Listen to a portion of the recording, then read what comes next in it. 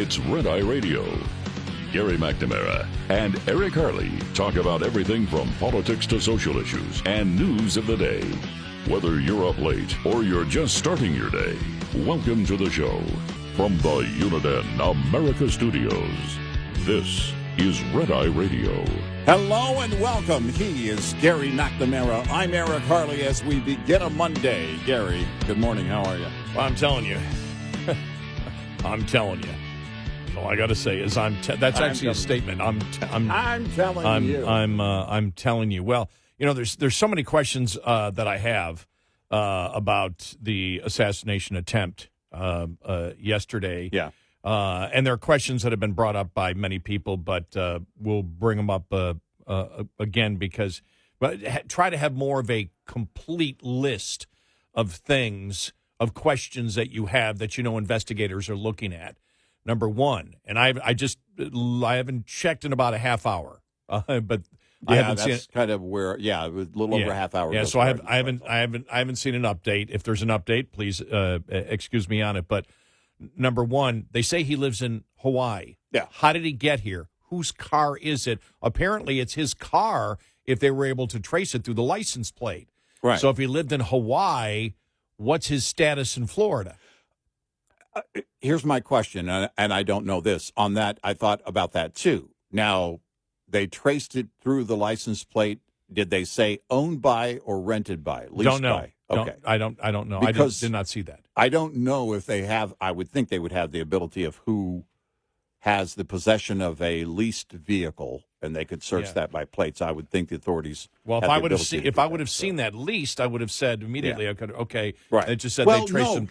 You're pointing out my frustrations. So many things where the way that this was written, and I think it's because of there are so many unknowns. You know, he was finally pulled over and apprehended. Over 40 miles away? Yep. And then the stories that the headlines were shots fired. Now, in the first few hours, you don't know what's going on. I remember the day, the other assassination attempt, and I remember watching that going, oh my gosh. And at first, we had no idea. We didn't know what went on. We didn't know the extent of the injuries to the former President Trump. In moments like this, there's going to be a lot of very vague information coming from authorities. But then later, after I woke up, I slept just a little while and woke up to get the refreshed version and updates, and it still said that it was, you got to be careful when you write the headlines, shots fired. Because, my question is, all right, do they know if he got any rounds off? Do they go, because the details in the story say they saw him with his muzzle through the chain link fence, right, and then they took shots. Right. But it's important to distinguish it because it's important for us to know how far into that process he got. I'm not trying to liberal media this and say, well, if he didn't fire anything off, it wasn't. No. That's not the point. The point is that we need to know every detail. And again, I know the sheriff's office had responded to a couple of things, getting the confirmation of the photo. So you've got local, county, state authorities, of course, the federal authorities, the FBI. We understand the Secret Service was actually involved this time. And now, you've got it, and it's almost legendary how sometimes they don't communicate well between agencies. I'll just say that. So right, I will say one thing though. They said they saw it and they shot. I don't know if they've examined the gun to find out if any shots came from the gun yet. Right. So, and that would be an important, and so that's what. It doesn't matter, but we're just right, talking about things that we want to know. Well, right, because ultimately it's if again we're looking at a massive Secret Service failure to the point that he did get off a few rounds, and they say he was anywhere between 300 and 500 yards away, and you look at that situation, it's like, well, and then of course they point out that, and this is true, I knew this before the story, but they did point out in the story repeatedly in various news agencies that a former president does not have the same security detail that a current, even a nominee does not have the same detail as a sitting president has. And neither does Kamala Harris. And it varies. And by the way, it is absolutely worth it to break everything down and say, look, shouldn't we be putting a greater detail on any of those people in those positions? We can have that conversation at some point. But my concern is, and sorry for all the hardworking Secret Service agents out there, but my concern is, well, wait a minute.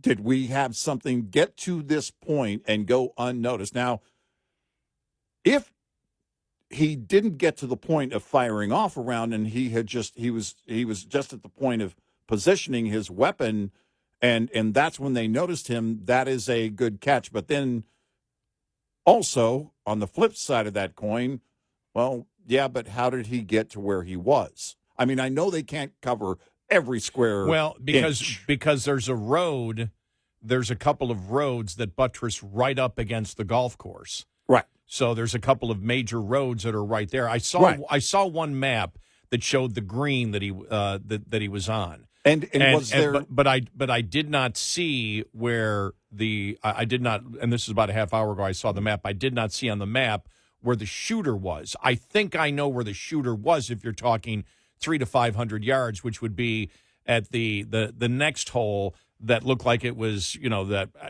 it goes along a lake and everything else. And if you were 300 to 500 yards away, you'd have to be at that opposite fence. And you had not even got to the tee yet, but if you have a scope on an AK-47, I don't know how good you have to be to hit somebody from 300 to 500 yards away or spray them or do whatever through it. Yeah, I'm not the expert there either.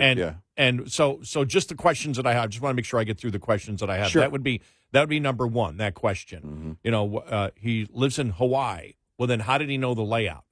Right. How did he know the layout? How did he know where to be? How did he know where Trump was going to be at any particular at any particular time? There was nothing on the former president's list of events today. He had nothing scheduled. This was unscheduled. And so how do you know that when they talked about the fact of his media presence and the fact that he was trying to get mercenaries from the Taliban, to fight for Ukraine?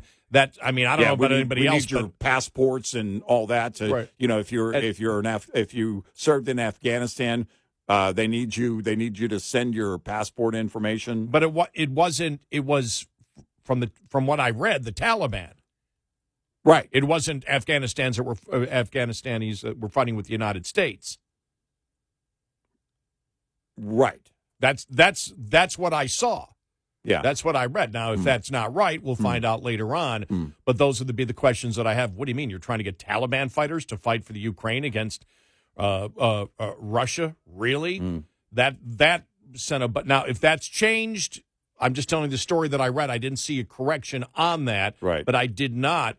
There was no indication that in what I read, that was... Well, no, it was the Afghans who fought with the United States he was trying to get over. Right. And if that's the case, there's a ton of different questions. The reason that this is so critical is we know that Iran, think about this. Yeah. If you've had two people be able to get this close, to the former president of the United States, Trump, what could Iran do? Well, what could $1 billion in, I don't know what to call it, assassination infrastructure? Right. Yeah, invested in this direction, basically. Right. If you've decided, look, Biden and Harris will keep the money flowing to Iran, let's get them. Right. Well, then, that's that's why the story that came out weeks ago. That's what I mean. Yeah, right. there was, and the authorities released this story. It wasn't it was, or they released some of the information on the story, that they had reason to believe that Iran was targeting Trump and others. Well, all right then. Look, we know the backstory on Soleimani. We've covered it, and we've covered it again and again and again as it relates to national security. But the question would be, is there any connection? And then one of the stories said, well, the investigation takes a global turn, and it's the whole thing with the Ukraine and all of that, saying the FBI is basically doing a global investigation, which of course you would be doing. And so you add to that all of this, and the question would be, what is it that they know? And how great is the threat to the former president? Is there a threat to the current president? I mean, there's always some sort of, you assume there's a threat to the sitting president, to any sitting president. But what needs to be done? Look, when you've got an open border, when they can walk across Del Rio Eagle Pass and just basically wave at the Border Patrol agents, hey, we'll see you later if we get a court date, and then the Biden administration considers them to be legal, and I'm only stretching it a little bit there. They're doing very little compared to what they used to do to keep track of individuals, or at least process them through, because of this administration. Not the agents on the ground, the policy of this administration. And you have to believe that all of us, we know our audience is with us on this, have been screaming about the dangers of a broken border.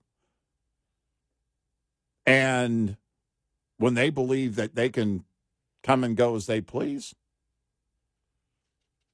across the southern border, they can send as many of their operatives, and right. They're getting, and now $300 billion, thanks to the funding, thanks to the Biden administration from the get-go, early 2021, reversing the Trump policy, putting them back in the oil game, allowing them to take the money they make and fund their proxies, that being Iran. You have to ask all these questions. This is not conspiracy theory territory based on real information given to us by even officials, and now 2 attempts on a former president's life. Yeah, we're simply asking the questions. That's why I premised it. These are investigator questions, right? But you have to, ask that question about. And again, was it friendly fighters? Did he, was it soldiers that fought with the Afghan army with the United States, or was it the Taliban, as one of the first reports said? Right. And I believe that came from CNN. I think it did. I think it was liberal media that reported that one first. And I went, whoa, because that's a question. Okay, what's the tie-in there? I don't know. There might be no tie-in. He might have been just somebody who's over there bragging and accomplished nothing. Yeah. And you just don't know. But those are the questions that investigators, I think, would have to ask, because you're now, roughly 50 days from the election? Right. 50, 40, some maybe whatever it is, around 50 days from the election. And you've got places like Iran that know, they've already tried to target Trump. Wall Street Journal pointed that out. We pointed it out. Others pointed that out yesterday. They know the security. They know. They're looking at the security going, my God, we need to take a better shot. We need to put more money into this, because we're talking about, if Trump gets in, our gravy train is gone. Yeah. If Trump gets in, Iran's billions, tens of billions of dollars will be frozen again by Trump. Yep. It's in their interest. So I just threw out the $1 billion, because what I'm saying is you could put out a hit, you could put out a contract, you could do a ton of different things for hundreds of millions of dollars for an investment like that to ensure that the gravy train of tens of billions of dollars continues over the next decades, well, then, of course, you would want, as Iran, you would want to eliminate Trump. Right. Yep. That's the question that investigators, need to look at in general. I mean, what's the tie-in? How did this would-be assassin, how did he know exactly where to be, when to be there? Yeah, right. And exactly what was the part, what was the where was the place that he could get a shot, unless he had done significant homework to do this. Well, his son, talking to the Daily Mail, his son said, I talked to him and didn't even know he was in Florida. He said, I'm at the beach. I assumed at the beach in Hawaii. Right. Yep. Seriously, what? So how does that even happen? And that's the thing. So how long was he in Florida? And how did he get there? Where did he get the gun? How did he know Trump was going to be in Florida? Right. He certainly didn't bring. Trump had nothing on the schedule for Sunday. No. Nothing. He certainly didn't bring the gun from Hawaii, did he? I don't know. I don't know. You might be able to ship one, or you might just show up and buy one in Florida. I don't know. Yeah. So many questions still to be answered. 866-90-RED-EYE. This report is brought to you by Shell Rotella. With advanced synthetic technology, is designed to help keep your rig running with more mileage and less maintenance. Did you know that up to half of all major engine failures are due to poor cooling system maintenance? That's a lot of downtime and can cost drivers big. You expect a lot from your engine, which is why the cooling system must be a part of your maintenance routine. Here's a tip to keep your cooling system in shape and your engine running smooth. Inspect your radiator, belts, and hoses for potential failures and deterioration, especially ahead of winter. Check the condition of your coolant to ensure it's at the optimum freeze point. Inadequate freeze protection levels can result in cracking of lines or passages. If you find insufficient freeze point levels or any wear and tear, have these issues repaired by technicians you can trust. Coming up, more with Gary McNamara and Eric Harley. It's Red Eye Radio.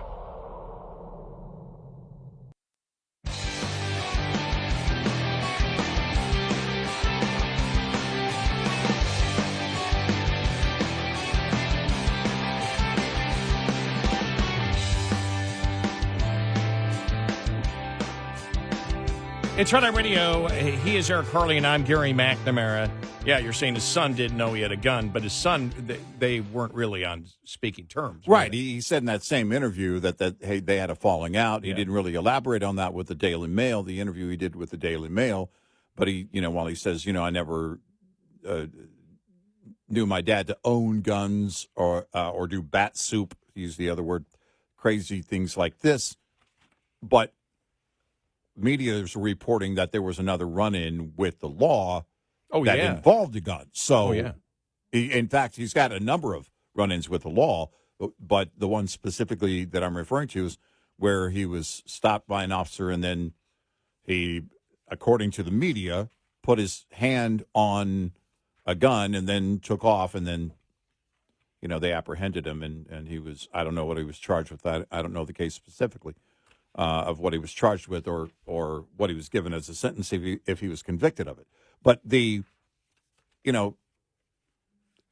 problem with the situation here, in any situation when we're trying to cover what's going on, you have a number of unknowns that may be unknowns forever, but they just start to, new facts start to be introduced.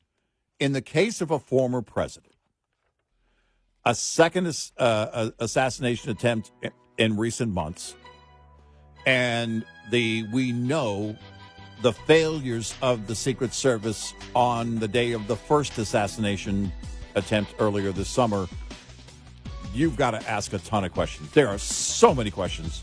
I get a new one every minute.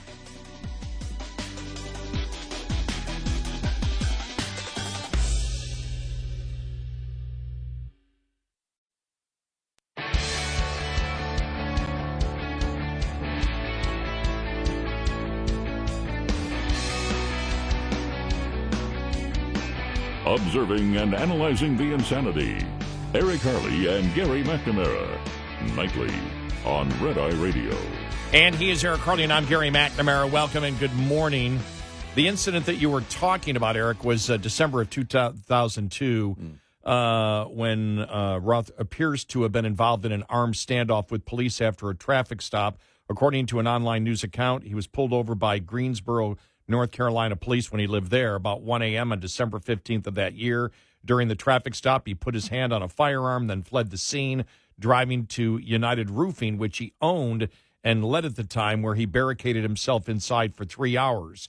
Court records indicate he was charged with carrying a concealed weapon, possessing a weapon of mass destruction in the form of a fully automatic machine gun, driving with a revoked license, and resisting, delaying, and obstructing a police officer. So there you go. Yeah. North Carolina considers explosives, incendiary devices, mines, and firearms capable of fully automatic fire as weapons of mass destruction. No idea what happened to him in the legal system on that one, though. Yeah, we don't know. We don't know. And his son is 35 now, according to the interview in the Daily Mail. So it's possible his son would have been 12 years old, or roughly, when that incident reportedly occurred. And if it didn't get to the point of a case or a prosecution, his son maybe never knew about it. But the fact of the matter is that authorities are learning about this, and all of these, you had basically the same questions that I had, and I also had frustrations in the way it was being written. Because I think we need more, in situations like this, a more thorough sentence as you go through. A more thoughtful sentence, and okay, because you get the what? In all the breaking coverage of this, live coverage online, it'll give you the bullet points at first. Well, those bullet points don't even, start. They'll tell you, okay, here's what happened, but they don't really get into the weeds. Then you have to go through every single stage of it. And the point being is that within every stage, I found not incomplete sentences, just incomplete descriptives as to what was known, what wasn't known, I guess, is the point. I don't expect the media to know everything right off the bat. I don't expect the authorities to know everything right off the bat. But when we're questioning the Secret Service, certainly after what we have learned just so far in the first assassination attempt of Donald Trump, then the American people deserve to know all the facts in this case and how this went down and who this person is, how all of this happened, how this was allowed to happen. Well, then you did have the media coverage of it. You saw Lester Holt. Unbelievable. Yeah. Yeah. Who else was out there? David Frum. Yeah, right. Yeah. Vindman's wife, Rachel Vindman, Alexander Vindman from the lead witness in the first impeachment on Ukraine. Right. Yeah. That was, that's how you get to conspiracy theories. Exactly. Well, the guy who apparently was attempting to assassinate Trump, big Ukraine supporter. Right. And then Rachel Vindman comes out immediately and basically says, well, he didn't get shot in the air. Move along with your day. Right. Whoa. Well, and then you have to ask the question I don't know that we posed it this way, but I'll pose it this way right now. What are you afraid of when it comes to Iran? Why are you, if you're Joe Biden, why in the hell do you want to be friends with Iran? What the hell's going on there? No idea. I just don't get that at all. I get reversing all of Trump's policies day one, but hold on a second. Wait. No, he didn't. He didn't. No, he didn't reverse. There were a number of policies. He kept Chinese tariffs on. Yep. There were a number of policies that we've talked about that he didn't reverse, that he kept in play. Well, getting back to the Vindman thing, and with the media, the attempt now is to say Trump's rhetoric caused this. Right. Yeah. Yeah. No, that's where they're going. That Trump's rhetoric, that Trump is to blame for somebody. First time that's ever happened. Well, in speaking to the media about his father reportedly being the one who is the suspect in the second assassination attempt of Donald Trump, the suspect's son said, well, he hated Trump like any reasonable person does. What in the hell is wrong with you?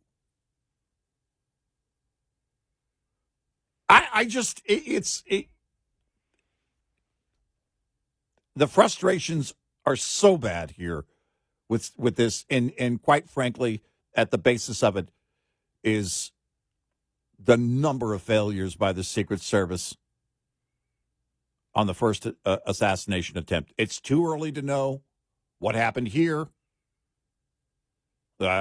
Trump, in fact, on social media, praised the Secret Service yesterday and letting everybody know he was okay. But seriously, everything has to be microscoped on this. Down to the amoeba. The American people need to know. Because it goes beyond incompetence. It goes beyond insufficient when you look at everything thrown at Donald J. Trump in recent years. It goes far beyond that. When you look at the media, though, and I consider David Frum part of the media now. He was a former speechwriter for Bush, by the way. Yeah.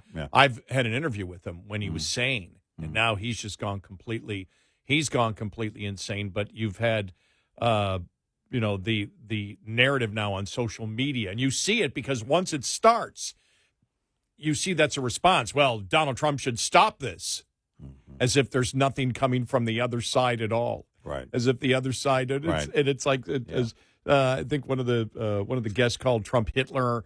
I think it was Saturday or Sunday before this happened on MSNBC. Yeah. You know, when you sit there and you say somebody is a dictator and that they're Hitler, and you say it over and over again for 8 or 9 years.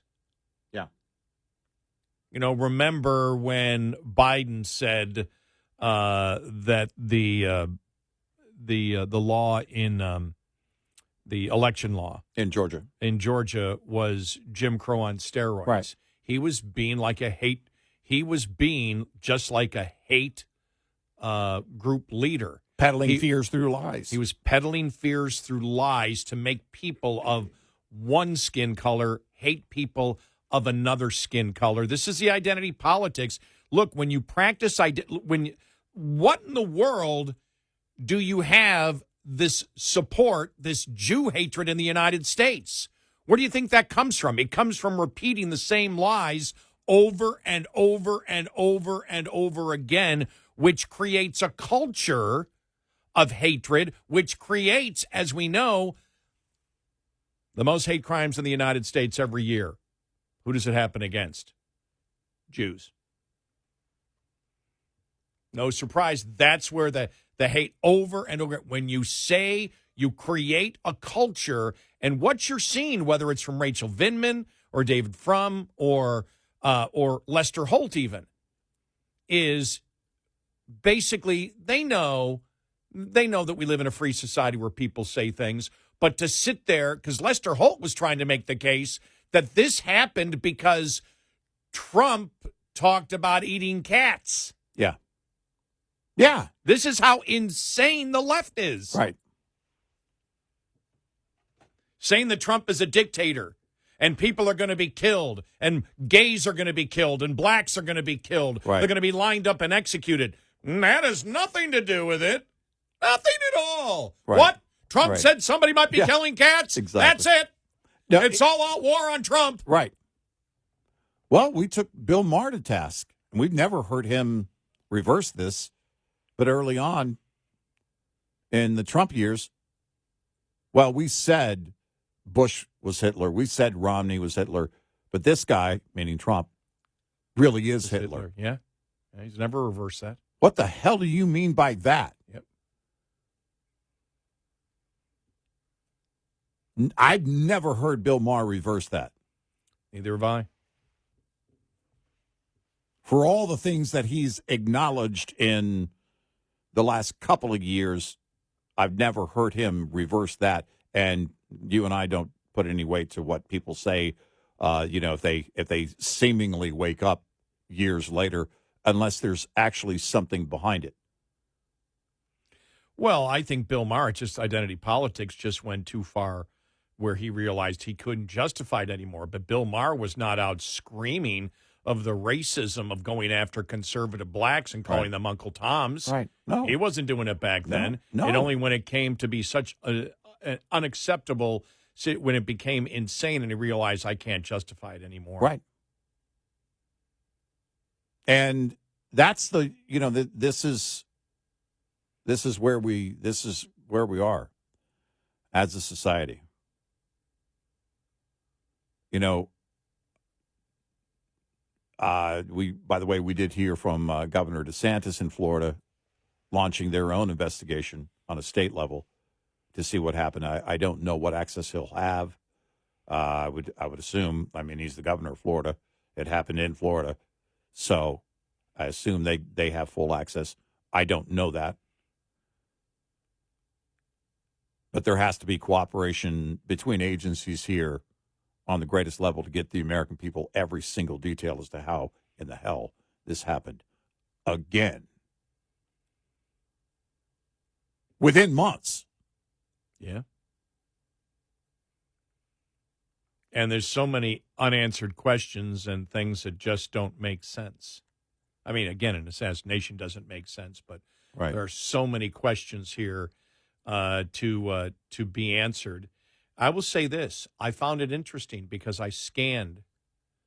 I was watching Fox News Live. I forgot. I think I saw it on Twitter first. So I was doing show prep, and then I went to when I saw it, assassination attempt. I went to Fox for their football game. Nothing. I went to NBC. Nothing. I went to CBS. Finally, after about 45 minutes, I saw a crawl. Now, I was scanning back and forth. I don't know if they broke in. But when the press conference happened, only CBS broke in. None of the other networks broke in. Wow. And talking to one of my other friends in the media who told me, she just said, you know what the standard is. I go, I know what the standard is. Hell yeah. You cover that. That's the standard. You cover it. There's been an assassination attempt on a former president who's currently running and just less than 50 days away from an election. Right. And there's a second assassination attempt. Right. You break in. It doesn't matter what's going on. You break in. You break in. Yep. They didn't break in. No, that was interesting because when I was going through after I woke up, I went through to get the refreshed versions of stories, and I was also surprised. By the way, apparently, was it the Emmys? Is that the award show that was on? Yeah. I was like, okay, can I sort those stories out? Can I delete topics? I got to go through. I don't know my settings on X, but that's one I would like to delete.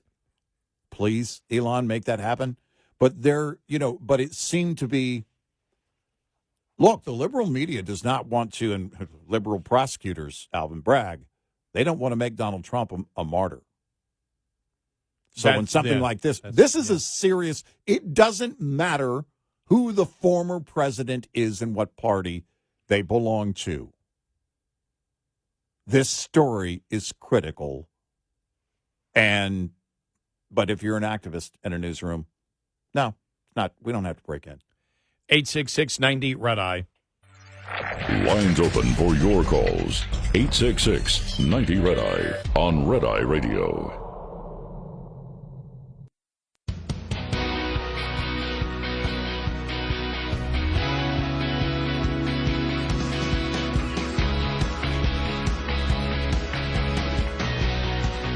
It's Red Eye Radio.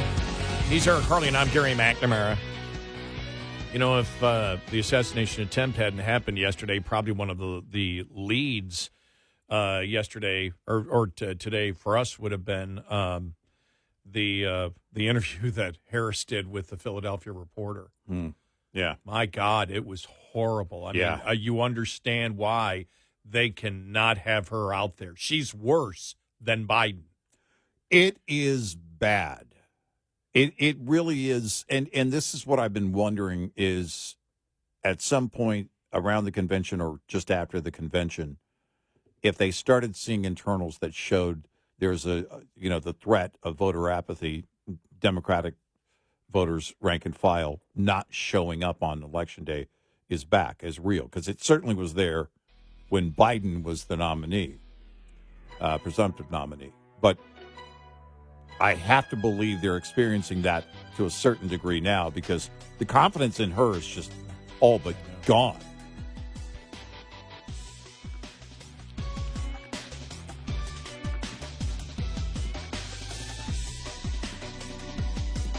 Top of the Hour News is brought to you by House Products. Visit houseproducts.com. This is Red Eye Radio on Westwood One.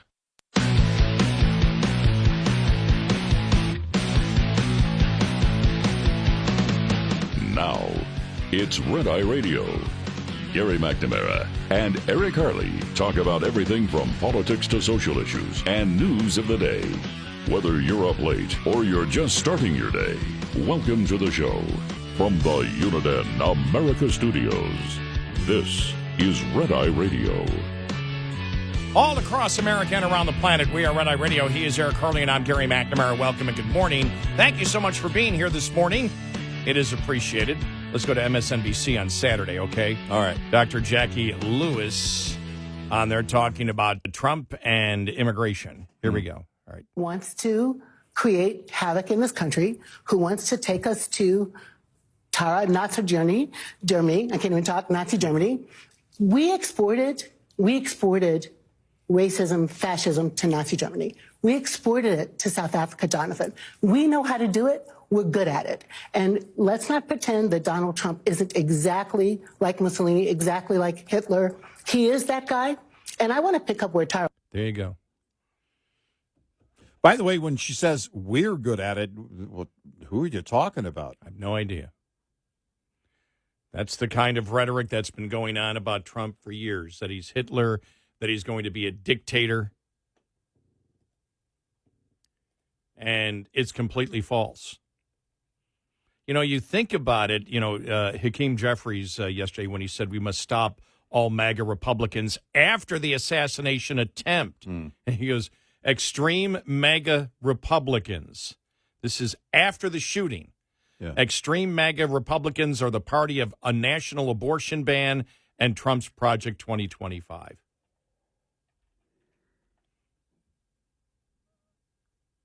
We must stop them.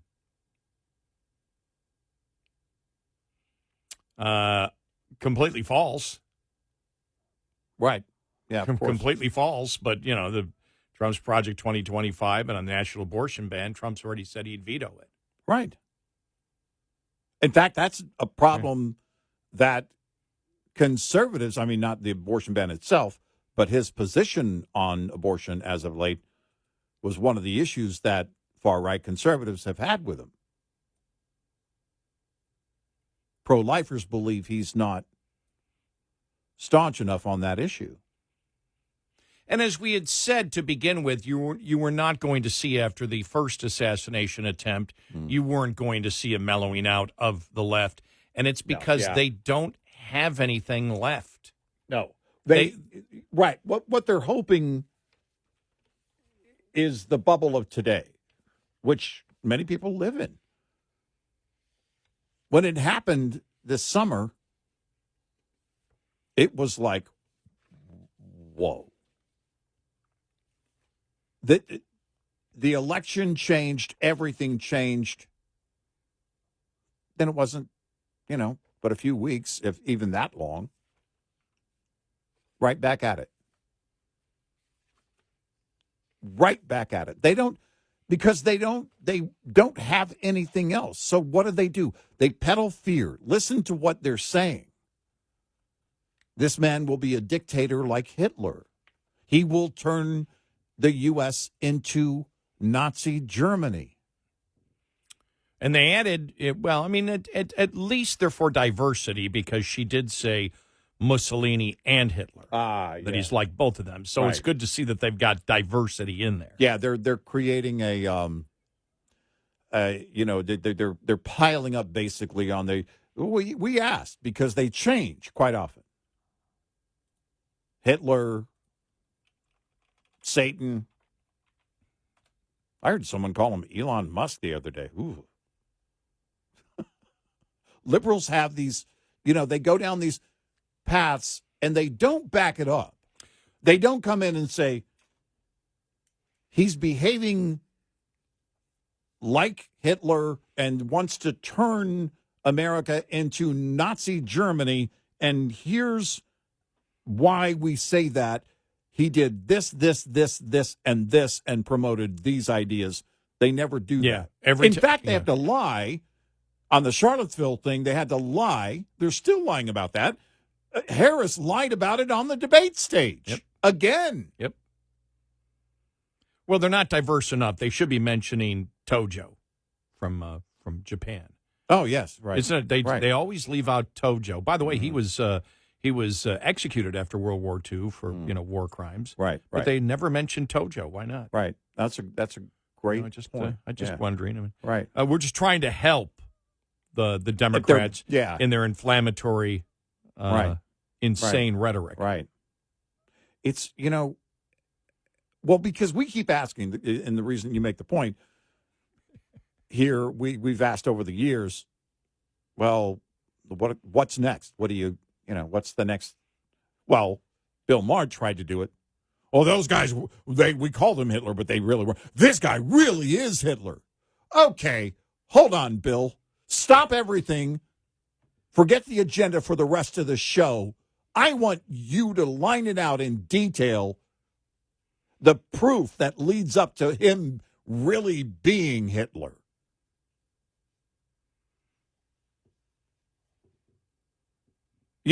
Here's the thing. The left is lost. They have nothing. Reality is handing them defeat every single day. But some of them still win elections. One thing that we do on the show, we make sure, for example, if we say somebody's a racist, we explain why. Right. We explain why the identity politics, which has been embraced by the Democrats, is racist. We just don't say they're racist. Right. We tell you why specifically. Right. Identity politics, judging people by groups and not as an individual, is racist. Right. You're grouping all people together as if people are not autonomous individuals that have their own thought process. Right. Saying that all blacks must think alike or all whites think alike, as critical race theory does, that's why racism is culturally built into them, is racist. There's no truth to that whatsoever. People do not think the same way. People are autonomous. You may have certain groups that may favor a political party for a particular period of time because they believe it's in their best self-interest. But if they start moving, it does not mean that they have abandoned their race. Right. And that's where it comes in. And so we explain it to you. When we said that Biden was just like, because it's important that people understand, well, you guys use the rhetoric. No, we don't do the same thing. When we said Biden was just like a hate group leader like the KKK or the white Aryan nations on the Georgia election law, it's because we knew the Georgia election law was not Jim Crow. Right. Right. We understood what Jim Crow, we understand what Jim Crow is.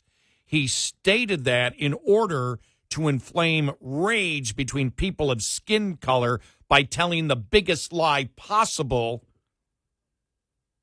that, okay, they may not be going to slavery, but they're going to the thing right after slavery, which was Jim Crow laws, where they wish to separate the races in public accommodations, which was never the case. Right. And it actually caused the Major League Baseball to switch their All-Star game. Yes. Based on a lie. You had real movement on that. And so we always investigate and say, well, why would you tell that lie when obviously it's not true?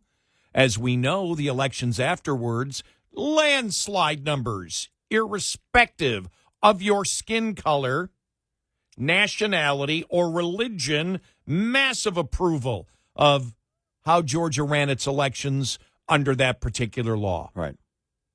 And now it's just forgotten as if it's never happened. We're not going to forget it. We know who the race baiters are, and we're going to call them out. But if we do that, because we know that saying those kind of things is a serious charge, we owe it to you to explain precisely why.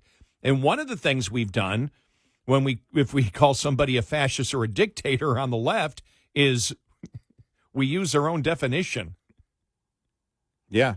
We use it's like Antifa. Right. It's like, well, anti-fascist is what it's supposed to mean. Well, right. Wait a minute.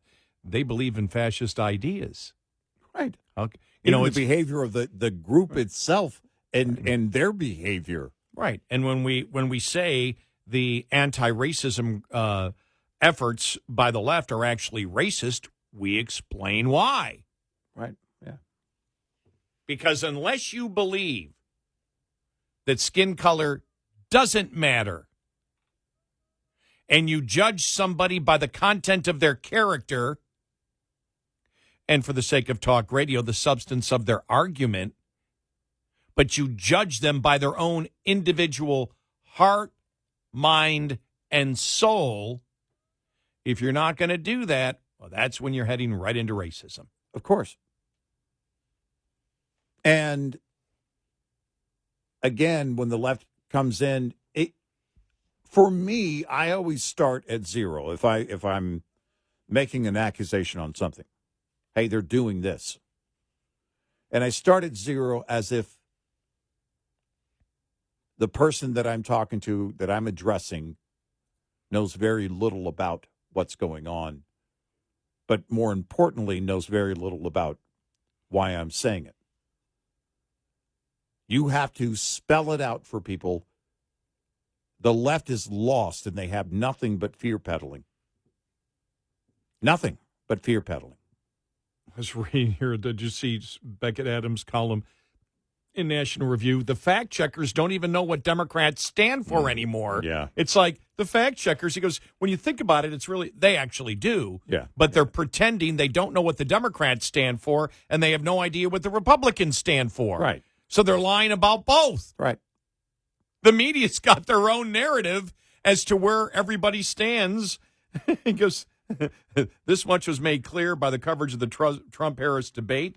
Members of the press increasingly have no idea what conservatives believe. What's different now is that apparently members of the press also have no idea what the Democratic presidential nominee believes. Take, for example, the treatment of Donald Trump's performance.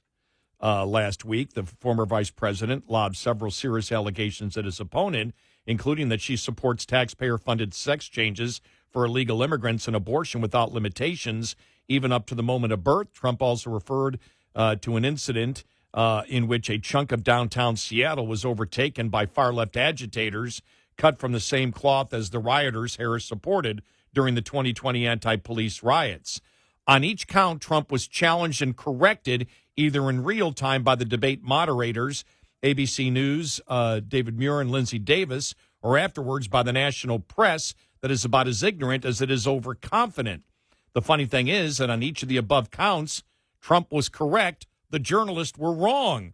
Is this a display of ignorance or outright dishonesty? Take your pick. Dishonesty or willful ignorance. Yeah, right. It's amazing. And then they go in to talk about the fact of, they don't know what conservatives think. They say, well, Trump stands for, what is Project 2025. He never read it. He has no idea what it is. Right. It's a think tank that puts something together, and they're saying it's his. Right. It's not his. Exactly. Like he owns it. When we break down what the liberals want to do, we do it based on the current policy, what's going on with the Biden-Harris administration, and clearly what she would do. going forward. Everybody knows she's lying when it comes to her positions changing all of a sudden on major items. Well, we break it down. Very, very simple. She's lying. I don't need to call her Hitler. You know, Time Magazine staff writer Ari Breland, Donald Trump said some strange things, even by his own standard. He falsely suggested Kamala Harris wants to do transgender operations on illegal aliens that are in prison. This is not merely the stuff of normal Trump discourse. This is the stuff of someone who is merely spending way too much time on the right-wing internet. Time eventually corrected its reporting. Now the story bears an editor's note, which explains that as a presidential candidate in 2019, Harris filled out a questionnaire saying she supported taxpayer-funded gender transition treatment for detained immigrants. The Atlantic likewise affixed an editor's note to its coverage, conceding that the thing that sounded insane to its staff writer is the thing that Harris actually supports. Then they went on to the abortion thing, where he was also right on that one. Mm-hmm. But yeah, it's oh, and then the chop, whatever it was, right. Too, they got them there. As for Harris's claim that a reelected Trump would follow the Heritage Foundation Project 2025, he and his campaign, which has nothing to do with the policy document, have repeatedly disavowed it, that he would create a department specifically to monitor pregnancies and miscarriages. He has not endorsed this, that he threatened a bloodbath if he loses re-election. He threatened no such thing. He was speaking about the future of the United States auto industry under a potential second Biden administration, and that law enforcement officers died on January 6th. No police officers died on January 6th. CNN could not summon the energy to review those claims, let alone rate them. So it's like, you have no idea where where she stands. You have no idea where Trump stands. Exactly. They have no idea. None. Willful ignorance or lying. Right. It's lying. Of course. It's deceit. Of course. 866-90-RED-I. Brought to you by FPPF, Fuel Power Max. Managing time is key. Successful owner-operators know that simply running hard is not enough. If it were that easy, anyone could do the job and expect the profits to roll in. It generally pays to slow down. There is a trade-off in higher costs, not to mention the increased risk for driving fast. If driving slower takes time away from you, you could find some of the ways to get it back. Never take time off during the last 2 weeks of the quarter or the last week of the month, when freight typically is abundant. Sometimes it works to your advantage to look for loads that take you through home rather than to home. The latter can interrupt your revenue stream and require additional time to get back up to full speed again. Owner-Operator Business 101 is provided by Overdrive's Partners in Business program. Go to overdriveonline.com to the Partners in Business section of the website for more details on this and many other topics. Brought to you by Shell Rotella, with advanced synthetic technology is designed to help keep your rig running with more mileage and less maintenance. Get in touch with Red Eye Radio, toll free at 866-90-RED-EYE.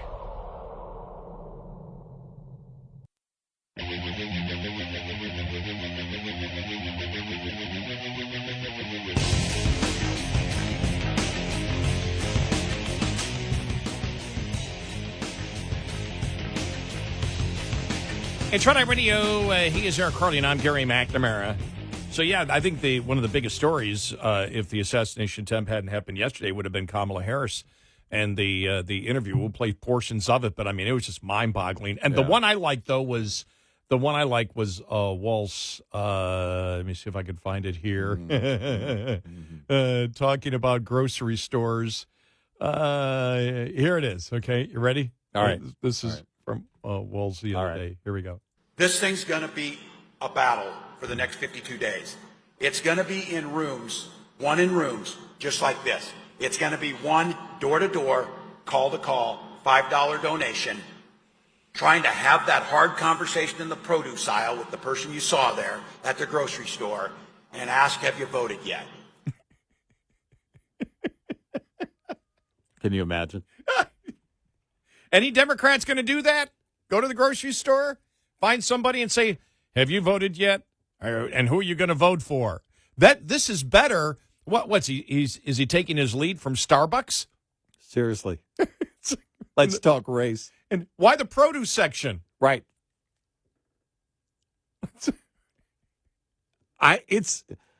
Go over to the meat section. Have that.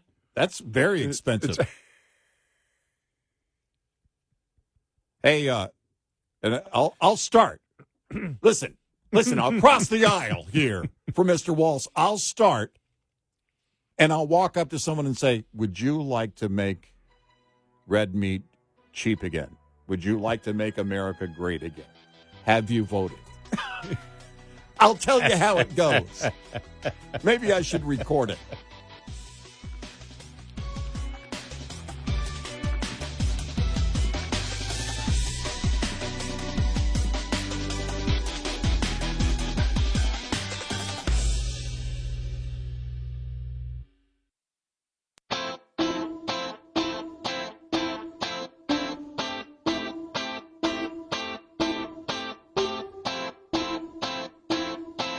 You're listening to Red Eye Radio from the Uniden America Studios.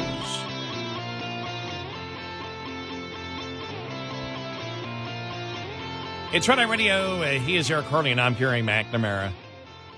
I don't know if I've ever seen this in modern American presidential politics.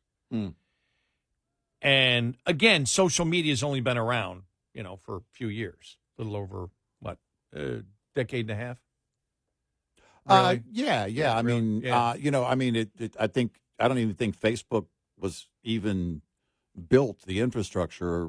2004, 2005. Yeah, so it didn't even actually hit until 2010. I entered Facebook in 2008. I think I did. I saw it the other day. Yeah, I think I was 2009 on Facebook, maybe. So it was I remember somewhere in there. Yeah. You know why? Because I just happened to be going through my memories, and a friend of mine I used to work with, going through the memories, it's like, welcome to Facebook, and it was 2008. Oh, yeah, and I'm on X, formerly the FBI headquarters. I was on... I'm only slightly exaggerating. April 2009 is when I joined. So I have never, ever seen it. When I saw it, I burst out laughing. When the Trump campaign said, here's our latest ad. And it was Kamala Harris's full interview. Oh, yeah. This is the latest Trump campaign ad. Yeah. You know who she reminded me at times? You could see the sweat on her face. You see her face gleaming. Yeah. And I thought you could tell she was scared to death. You know who she reminded me of?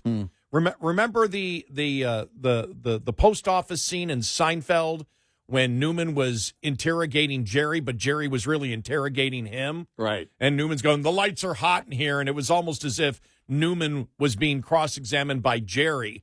And is it hot in here? Jerry goes, oh, no, I'm fine. Everything's cool. And Newman's just starting to sweat. Right. And he's got that look. I went, wow, she's Newman. But here's one of the questions that was asked on how she plans on bringing down prices. Okay, here we go. When we talk about bringing down prices and making life more affordable for people, what are one or two specific things you have in mind for that? Well, I'll start with this. I grew up a middle-class kid. My mother raised my sister and me. She worked very hard. She was able to finally save up enough money to buy our first house when I was a teenager.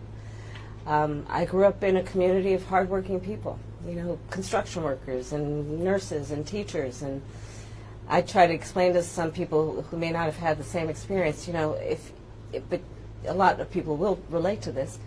I grew up in a neighborhood of folks who were very proud of their lawn, And I know at that point you're like, what the hell is she talking about? And I want to give her some advice. If you're going to ask that question, you know what came to mind when she started, because it's the second time that she did that in the debate too. I grew up in a middle-class family. Mm-hmm. I'm like, that's not good enough. And by the way, that's the rehearsed part. That's the rehearsed part. You can right. tell that's you got to start with this every time. I'm proud of. I grew up in a neighborhood where people were proud of their lawns. Yeah, right. What the hell does that have to do with? And I'm thinking, no. You got to go if you're going to claim that somehow you're a victim, you can't use middle class and that people enjoyed their lawns. Right. You're not relating to anybody, and I don't know why, but in my mind, I kept relating to a song that I remember from when I was a kid. It came out 70 or 71. Remember Patches by Clarence Carter? And I was thinking maybe she should come out and say, look, Papa was a great old man, and I can see him with a shovel in his hand, see? Education he never had. He did wonders with the time when the times got bad. The little money from the crops he raised barely paid the bills we made, for life had kicked him down to the ground. When he tried to get up, life would kick him back down. One day, Papa called me to his dying bed, put his hands on my shoulder, and in tears he said, Patches, or excuse me. See, I blew that. Yeah. I only wanted to say, he said, Kamala, I'm depending on you, daughter, to pull the family through. My daughter, it's all left up to you. You got to use something that brings out, some type of sympathy for you. Talking about you grew up in a middle-class family, that they cared about their lawns, when the direct question is, how are you going to lower prices, doesn't cut it. I think back to my youth, and Papa was a Rolling Stone, and wherever he laid his hat was his home. I don't know, but I've been told a big-legged woman ain't got no soul. Just start using lyrics. She loves you, yeah. She loves you, yeah. Oh, wait. No, maybe that one won't work. Never mind. and she might be singing Help by the Beatles soon, though. Wait a minute. What do you think? Now, I'm sorry, we're going back in time a little bit here because, a little bit old, but what do you think? Do you think that you pull out of Afghanistan in the proper way? War. What is it good for? Absolutely nothing. By the way, he only had one hit Could you song. say it again? War. Good God, yeah. What is it good for? Absolutely nothing. I'm telling you, Edwin Starr had one of the great rock and roll voices of all time, and he only had that real massive one hit. He had a great voice. Oh, man. What a voice he had. Yeah. I mean, yeah. But when I thought about the Clarence Carter song, I remember as a kid when his papa died 2 days later. I remember that. That's one of the songs I can do the lyrics from. The other one is Welcome Back, My Friends, to the Show That Never Ends. We're so glad you could attend. Come inside, come inside. Emerson, Lake and Palmer. I could go through the entire thing, but because of time constraints and that nobody's interested in it, I will move on. Then there's the Goodbye, My Friend, It's Hard to Die. Oh! Thank you, Terry Jacks. Most depressing song ever. Look, well, Patch has got me to cry. Yeah. Look how big the trees grow. Isn't that in there? Yeah, too? yeah. And what was the other one? Daddy, Don't You Run So Fast? Oh, yeah, Wayne Newton. Yeah. Oh, my gosh. Stop. Or you could do Cats in the Cradle. Oh, yeah. He grew up just like me. Yeah, right. My boy was just like me. My son's a bad father. Exactly. My son, now in his late 30s, hey, what's going on? We got things this weekend, and the Cats in the Cradle and Silver Spoon, that whole thing. Can't you come over? Well, WOLD, I remember listening to, I think his name was Jim Connors, the DJ. Yeah, okay. That on WOLD, remember, I am the morning DJ, WOLD. I remember listening to him. Oh, as a yeah. kid.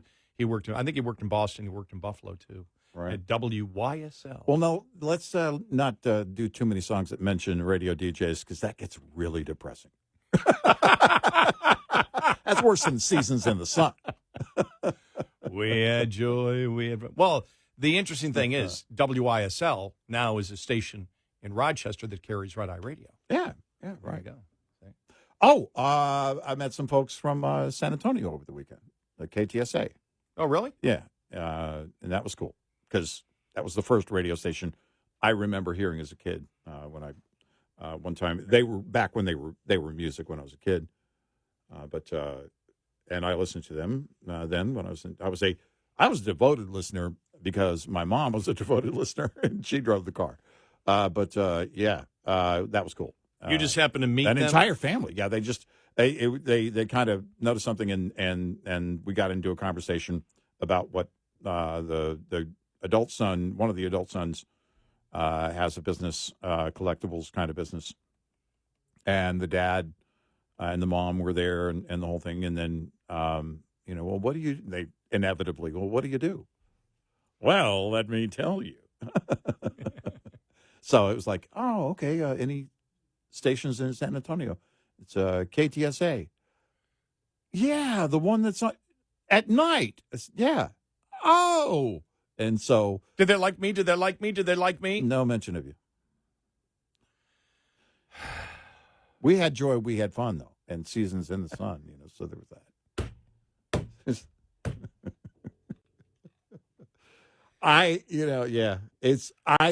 It's so bad with her campaign right now. At least if she just quoted songs all the time, it would be more entertaining because it's cringe now. Cringe isn't necessary. Okay, I got to temper this. For a lot of us, it is entertaining. It's very entertaining, but it's also tragic in the event that she wins an election, that she could be this bad and win. That thought never escapes my brain. It lives there and will until November 5th. But, if she were quoting song lyrics, at least it would be, I don't know if it would be as funny either. I could be wrong with her. What she's doing right now is the debate coach. They're doing an interview coach, probably the same team that was the debate coach, did their speech coach, interview coach. Well, I want to tell you, I grew up in an area where the lawns had grass and houses had doors. I grew up at a time when people would look through windows and drive cars. I grew up during a time when people would go to the store and pay money and get things. I grew up in a town where it's like because if somebody came up to me, if someone ran up to me with a microphone and said, hey, I want to talk to you about what you believe politically, especially if I were running for president, I wouldn't have any problem then and there. I know that they would assign a campaign that always assigns a debate coach, a media team, and blah, blah, blah, blah, blah. But you and I have always been very clear about our work and what we do here. We have a great production staff. We're blessed to have a great production staff. But we also don't lean too heavily in terms of learning things about what's going on in the news. You and I have to do a hell of a lot of work to find that out. I believe that you should do the work. When you put in the work, you build those convictions along the way. Kamala Harris has not put in the work because otherwise her convictions are so radical, and she's never espoused them because they're so radical, that nobody, not one person, would even vote for her, even liberals. She's lost. She is a radical. There's no doubt. But I don't even believe she knows what her own convictions are. She cannot. How can you not sit and talk about what you believe? What you believe easily to anybody. I was so proud. I'll say this. Scary moment as a kid. My dad goes off to war. I was right around 5 years old, maybe just short of my 5th birthday. And we had somebody break in the garage, and they carried out all of. We didn't have much, but we were in my mom's room because we heard the noise. All the kids rush in. My mom's also got my baby sister, who was about a year old at that time. So all 5 kids in bed with mom as we look through the window and watch some jerk take our bicycle. We had 2 bicycles. 2 of my brothers had bikes and fishing poles out of our garage and walk through our yard with them and leave. And, she'd already called the cops and everything else. I can tell you these stories about growing up that get to a point of, you know what? I'm grateful for law enforcement in that case. I'm grateful for a society who looks down on individuals like that, and we seek out individuals like that to make sure they're punished to the fullest extent of the law. Why can't she talk about, with all her experience, talk about what she believes? I know. You have to ask yourself. Yeah. She's not capable of doing it. 866-90 Red Eye.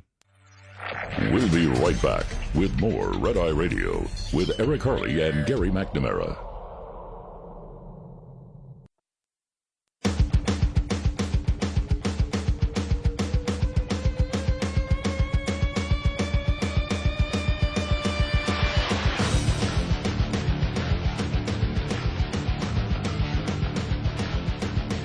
It's Red Eye Radio. He's Eric Harley, and I'm Gary McNamara.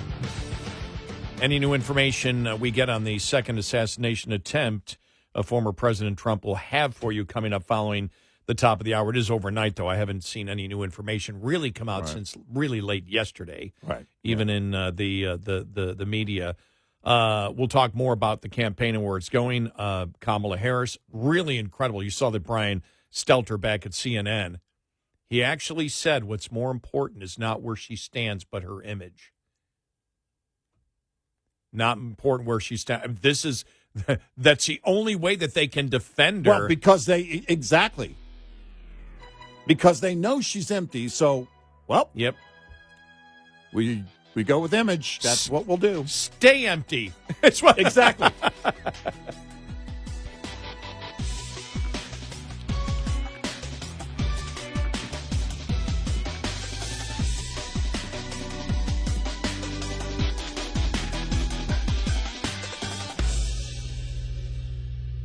This is Red Eye Radio on Westwood One.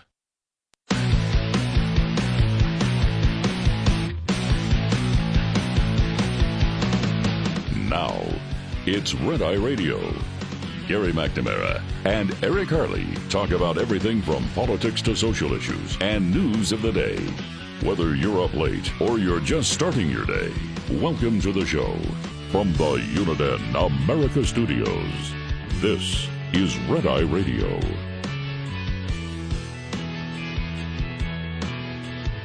All across America, we are Red Eye Radio. He is Eric Harley, and I'm Gary McNamara. Good morning. Thank you for being here. Thank you. So, after the interview that Harris did on Friday, it was just, like I said, I've never seen it ever. Within an hour, the Trump campaign had all over the social media. Yeah. Here is the latest Trump campaign ad. Yeah, our newest ad just dropped. Yeah, our newest ad just dropped. And it was the interview. The Harris interview. No interruptions, no edits by the campaign at all. They just posted the interview. If you want to know why to vote for Donald Trump, here it is. There you go, right? And it was so bad that by the time that we got to, let me just see, is there a timestamp on this? Well, by the time we got to the weekend, all right, as we all know, Brian Stelter is back at CNN. Right. Why, I don't know. But here's what he offers, about her. And I'm sure this is related to the horrible performance, because I did not see one Democrat. I searched on social media looking for one Democrat that posted that interview saying, see, here's an interview with Harris. She knows what she's talking about. Not one. No. Wow. In fact, it was all Republicans, and they were saying, they had the clips where they said, no, the clips aren't good enough. Here is the entire interview. Watch it. Right. This is why you vote for Trump. And there was no pushback. It was so bad, there could be no pushback. So you wondered, okay, after that, how does the media justify what she's doing? Here we go on CNN. Here we go. Brian, I mean, what's your sense of watching it, as someone who's I'm a little surprised. observer? I'm surprised she's saying it out loud. She's so obviously visually not Joe Biden, right? She is the hope and change and youthful energy in this race. To me, the images are more important than anything she's saying right now. When she keeps filling these rallies, that's probably more important than what she says out loud at the rallies. Yeah. She doesn't need to explain herself. They know. Yeah, he knows. Right. And they're all in agreement with it. Yeah. She just needs to you can go sis boom, rah, rah, rah. Yeah. Don't talk at all. Only when it's prepared speeches. Wow. I mean, it's just, I don't know what else to say. It's as bad as you could imagine for her right now. Well, and, the problem is that there is nothing really between now and then. Because I think that interview was another feeble attempt at trying to demonstrate whatever, that she's capable of answering questions. I don't know. That makes what? Hold on a second. It's hard to keep count. Is that 2 interviews she's done? Wow. The difference is between her and Biden. Whatever cognitive issues are going on with Biden, and whether he believes he has cognitive issues, it's beside the point. His confidence never waned. Now, that makes him overly confident because he gets out there and does a horrible job. She doesn't have confidence in herself, or she'd be out there all the time. As I said, she was sweating like Newman. Yep. She does not have the confidence. No. At all. No. Think about that. To even answer a question, she can't sit down with a friendly local. That's a Philadelphia local host who did that. She can't even do that. Again, to ask how think about this. How are you going to, they can't even prep her to answer a question directly. Right. They can't even prep her for it. Wow. I was born in a middle-class family, and, we had a lot of nice people in our neighborhood. And you know something? I lived in a neighborhood where people took pride in their lawns. You watch that. I mean, it was so incredibly bad. And you just, you shake your head. And then, like I said, you get to, the weekend, and there's Brian Stelter and the others on CNN agreeing with him. You didn't have Scott Jennings, wasn't on that panel. Right. And they're going, no. She's the hope and change candidate. She's the youth. It's more important. Her image is much more important than anything that she says. Well, isn't her image what she says? What is her image if it isn't what she says? I mean, Eric, it's like we're dealing with damn first graders here. Well, does he even understand? He basically is telling her to shut up. Yeah, I know. Stop talking. By the way, it's the same advice I would give her politically. Yeah, that's true. Okay. Wave and smile. We sort of do agree with Brian Stelter then. Well, because you need to shut up. Here's the problem. Now, we know how the Trump campaign gets their ads. With her, I would just tell the entire campaign team, build the ads. I know it's going to be a long day of editing. I know. But you put the ads out there. You know what's interesting is you pointed out, I don't know if it was a Thursday or Friday show, and it's a great point. It bears repeating. She, in her ads, is doing the talking. Donald Trump's ads, She's also doing all the talking, or her campaign, Well, or liberals. I heard another ad, and it was her again talking, criticizing Trump. Right. But I find it amazing. Well, no, I don't find it amazing, and I'll tell you in a second why I don't. Now, we're not in battleground states, so I don't know. They may have ads that have Trump. I've not seen it anywhere online. I've seen nowhere online. In fact, both of the ads that I've heard from Harris, I didn't see on X or any other social media. I heard on streaming channels, and it was just her talking. I'm like, really? And it didn't sound good because her in a 30-second or minute monologue doesn't really do much for you. Right. Yeah. There was that it was all over. It went viral where she sort of screeched. We'd played that the other day. Yeah. Where she talked about Donald Trump. What was it about on some issue? What did she say? He didn't have a plan. Yeah, he did. Yeah. He had a concept of a plan. Yeah. And her voice cracked big time. And somebody put it went viral, and it was like a goat, after she went, it was like after it. It was like but those are the kind of things that are to me effective, because when you take everything together, she's completely clueless. We've talked about this with Democrats. They really have no idea how the world runs. They don't know about science. They don't know about engineering. They don't know about any of this crap. I think we sit there and it's like Biden, like Joe Biden. I know how to run the economy. Kamala Harris, I know how to run the economy. AOC, I know how to run an economy. They can't even run their own damn lives. No. They have no clue. They don't have business experience. They don't know. So they peddle fear and hatred, and they can't talk about any issues. Right. And here's the problem.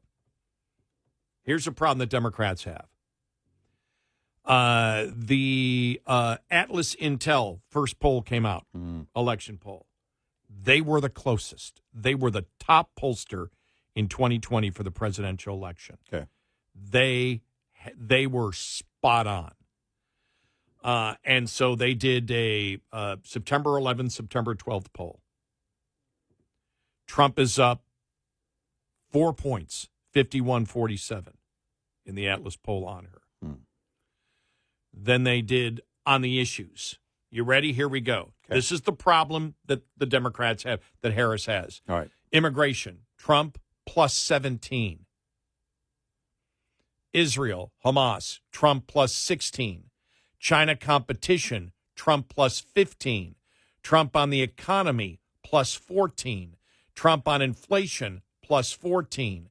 Trump on the national debt, plus 14. Trump on Ukraine, plus 12. Trump on combating corruption, plus 9. Trump on SCOTUS judges, plus 7. Wow. Trump on reducing poverty and inequality, plus 6. Healthcare, Trump plus 5. Democracy, Trump plus 4. Education, Trump plus 3. Abortion, Harris plus 2. Environment, climate change, Harris plus 6. That's the problem right there. Wow. That's the problem right there. That's the problem Harris has, and she cannot tell you where she stands on any of the issues. I thought when I first saw that on Friday that she did the interview, I went, okay, she's probably come out with something. Eric, I could not believe my ears when I was, and my eyes, how she was sweating through it, because she knew she was just trying to stall. Did you get that opinion? The whole interview was just, I need to stall to get out of here. Well, it really is.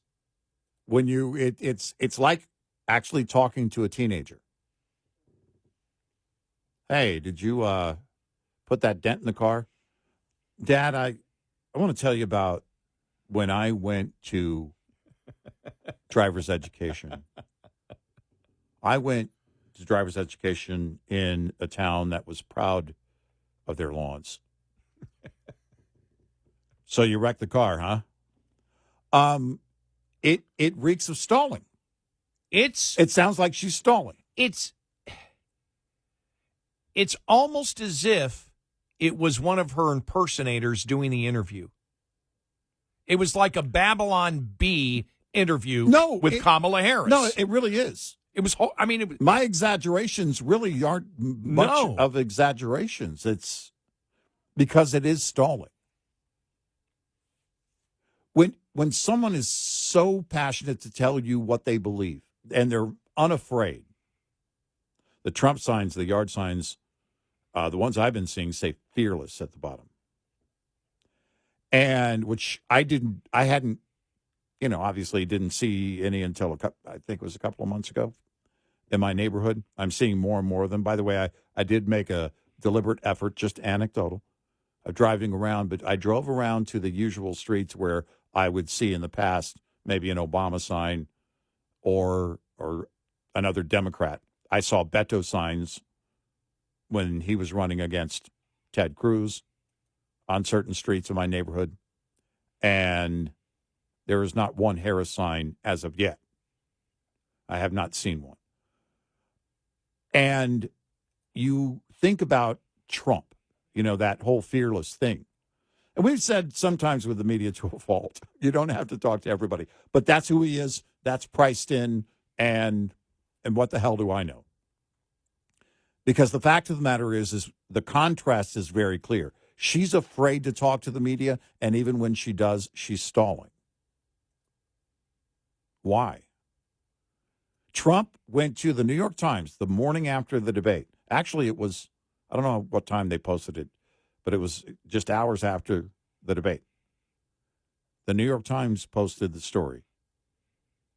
Trump walked into the spin room after the debate himself, not a campaign surrogate, not Ramaswamy, not J.D. Vance, not a spokesperson. Trump walked in. That's somebody who's unafraid of the media. Why is she afraid of the friendly media? Her friendly to her. Why would she be afraid of liberal media? 866-90 Red Eye. Coming up, more with Gary McNamara and Eric Harley. It's Red Eye Radio.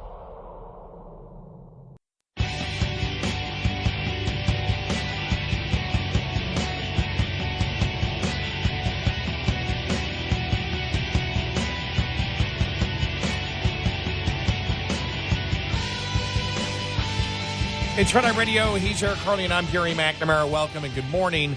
Let's go to Ed in New Jersey. Ed, welcome. You're on Red Eye Radio. Welcome to the show. Hi, Ed. Hello. Thank you, Gary and Eric. Thanks for having me on the show. You're welcome. I'm calling about Kamala. I think, in my opinion, she's just in a popularity contest from high school, and she's made it to the ultimate podium to be in a popularity contest. That's why she has, nothing in more past that. That's just, look at me, here's where I am. That was what the sorority party was about. Look at me. That's all I ever see is just the look at me. Well, I think there's some of that, but more importantly, from the other side of observing her, everyone looking at her, even her own party wasn't doing that just a couple of months ago. We're right at we're 8 weeks and 1 day now into this, and so you go back 3 months, 4 months, nobody was calling on her to be the one, and then all of a sudden she's anointed, and everybody's pretending like, oh yeah, no, she was always the one. And I honestly believe that they're just scrambling. They're lost. They don't know what to do. There was no way they could, as a party, leapfrog over Kamala Harris. There was no way they could let Joe Biden go on. And, so he had to drop out. They knew that. And so here we are. It's really bad because she's not teachable, and that's the problem. And thank you, Ed. We appreciate the call. You can't, and I've said this before, you can't teach somebody their own convictions. You can't teach them how to learn what they believe. Well, Waltz, when he was asked a question over the weekend, at least gave the answer that nobody buys, which was, well, we're going to do the best because, farmers are only making, this much of a profit. So somebody in there is gouging and somebody in there is making the profit, and that's what we're going to do. And that would be the typical answer. She couldn't even do that. She can't even go by the playbook. He's going by the old playbook. He's going by the old playbook. She doesn't even know the playbook. Yeah. Or can't use the playbook. I don't know. She's just, but it's clear that she's not confident in speaking. Because let's say she 8 weeks ago, or 8 weeks ago today, the day after it was announced, Biden, he wrote the letter or whoever wrote it for him, and he endorses her, and she jumps out in front of the media and does impromptu interviews and press conferences starting day one and every day, and she's overly confident. Oh, yeah, well, that doesn't look good either, but that's not the case. Biden, as of late, was overly confident because of whatever's going on with his cognitive issues. He didn't care. He would, there's nothing wrong with me, Jack. He'd get out there and fumble with the best of them. Well, with her, she doesn't even have that confidence. It's not there. And that means she's afraid to be out there, which tells me she doesn't want this. Anybody ever consider that? Remember Obama? We talked about it. We talked about it a number of times over the years. But back then Chris Matthews, if you're under the age of 40, you need to go back and research who Chris Matthews was. Formerly on MSNBC. But an insider in D.C., and he said, look, word is Obama doesn't like the gig. Mm-hmm. And to the caller's point, he liked the whole pageantry of it all. He loved being the rock star. I don't know that she wants either.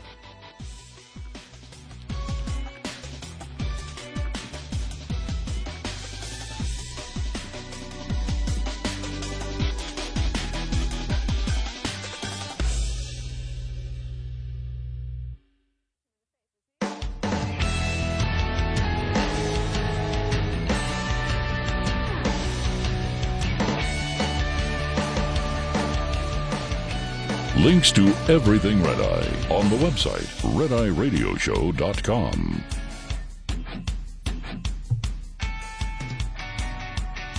Andy is Eric Carly, and I'm Gary McNamara. Good morning. Welcome. Thank you for being here, as always. This is one of the problems, now going on with the campaign is, as we said earlier, after that debate, and we had said after the debate, we said, well, what does winning mean? What does it mean she won the debate? Right.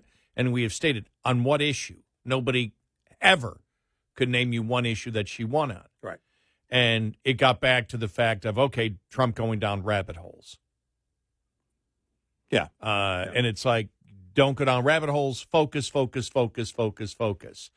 But all it did by bringing up the cats, by the way, did you see Christopher Rufo? Now, people may not know who he is. He's the one that went after and really changed the entire nation, I think, understanding what critical race theory was about. Yeah, I don't know if he still works for City Journal. They're a great publication, City Journal. But he came out and he goes, we're investigating the whole cat thing. He says, and he's going through, he goes, here are my sources. It's on X. It's really interesting. You see Ramaswamy is going to Springfield to talk to people, to do it himself. Right. And it's like, okay, let's do an investigation on it. Rufo made a great point. And look, I don't know what the truth is on there. I don't believe videos. It's like the Republican surrogates have to stop things like the affidavit, for example, that ABC, the whistleblower, you had people on Republican and people on the right, influencers, whatever you want to call them, on social media, that was saying that what's his name? The Mark Penn. Yeah. That Mark Penn was saying there was a whistleblower. Mark Penn never said there was a whistleblower. He said there should be an investigation. There should be an investigation. He never mentioned the whistleblower. Right. You should have seen how many people attached it. As we said, The right doesn't have to lie. So unless you can prove something without question, don't bring it up. Investigate it, but don't bring it up. And the same thing, we said with Trump on so many things. Unless you're 100% sure, you don't need it. Well, that's the thing. Now with the whole cat thing, all that did was bring you to the migrant problem. Right. Again, in the Obama administration, and what they've done with immigration and illegal immigration. Right. So or the Biden administration, What'd I say? Obama. Oh, same difference. Right. The Obama 2.0. Exactly. And I almost didn't catch it because it felt natural. But no, I mean that's it. It was based on what's at the heart of that issue. Right. And so now you've got whether it's Christopher Rufo doing it or Ramaswamy now going there. Mm-hmm. You're going to probably have the conservative media go there and say, okay, here's what's going on. Rufo made a great point. He goes, well, if nobody calls the police don't know something's going on. Right. Right. They only know what's being reported and what they investigate. Right. And when they get there, they may not find evidence of something until they follow up on it. I mean, it's not like they're going to stop and do, it's not like Jim Jordan on Capitol Hill is going to, and everybody on his team is going to stop what they're doing, and then show up and do this massive investigation. Yeah. It just doesn't work that way.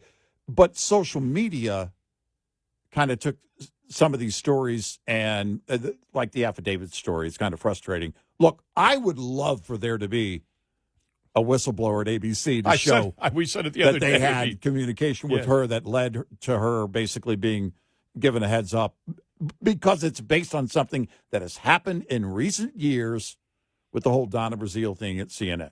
Right. It's not that we don't believe it would never happen. It's show me where it happened and show me the concrete evidence that points in that direction. No, our only thing is, because I can speak for here, you have this election 100% on the issues. You don't need to add anything. You mean Trump campaign officially? Trump campaign. Trump. Yeah. The Trump campaign has, and Trump himself, don't bring up something unless you're 100% positive that it's true. Right. Why? Because you saw, and Vance did a fine job, but every single network, what do they lead with? The cat story. Now, it doesn't matter that independents don't care about the cat story. And it doesn't matter that they're actually digging their own political grave by bringing it up. And now there's going to be more investigations as to what's actually going on there. And it leads to the Biden's biggest problem, the biggest, looking through the Atlas Intel thing again, the poll the other day, immigration #1. But on the vast majority of the issues, Trump is winning with landslide numbers, including immigration. And so, but they bring it up because they don't have anything else. Right. They can't criticize Trump on where he stands on any issue. Right. They only get to him and nitpick or say, well, wait a minute, that isn't right on this particular thing there. Yeah. Right. And the thing is, the other day when he put, I hate Taylor Swift. Why? Right. Why do you got to do that? Well, it's like the anti-endorsement. It's not necessary. Nobody cares about Taylor Swift. Well, and that's the lucky point, especially after the assassination attempt. It's going to die as a story. Right. But why do it? Yeah, it's not necessary. In fact, if you said, look, Taylor Swift can do what she wants, but understand what she said. She's endorsing Tim Walz and his LGBTQ insanity, which is parents should not be informed if their children wish to cut off their private parts. Right. That's what they believe. Understand the incredible radical that she is. That's what I would get into. How many of her fans understand what she's actually standing for? Exactly. Just don't say, I hate Taylor Swift.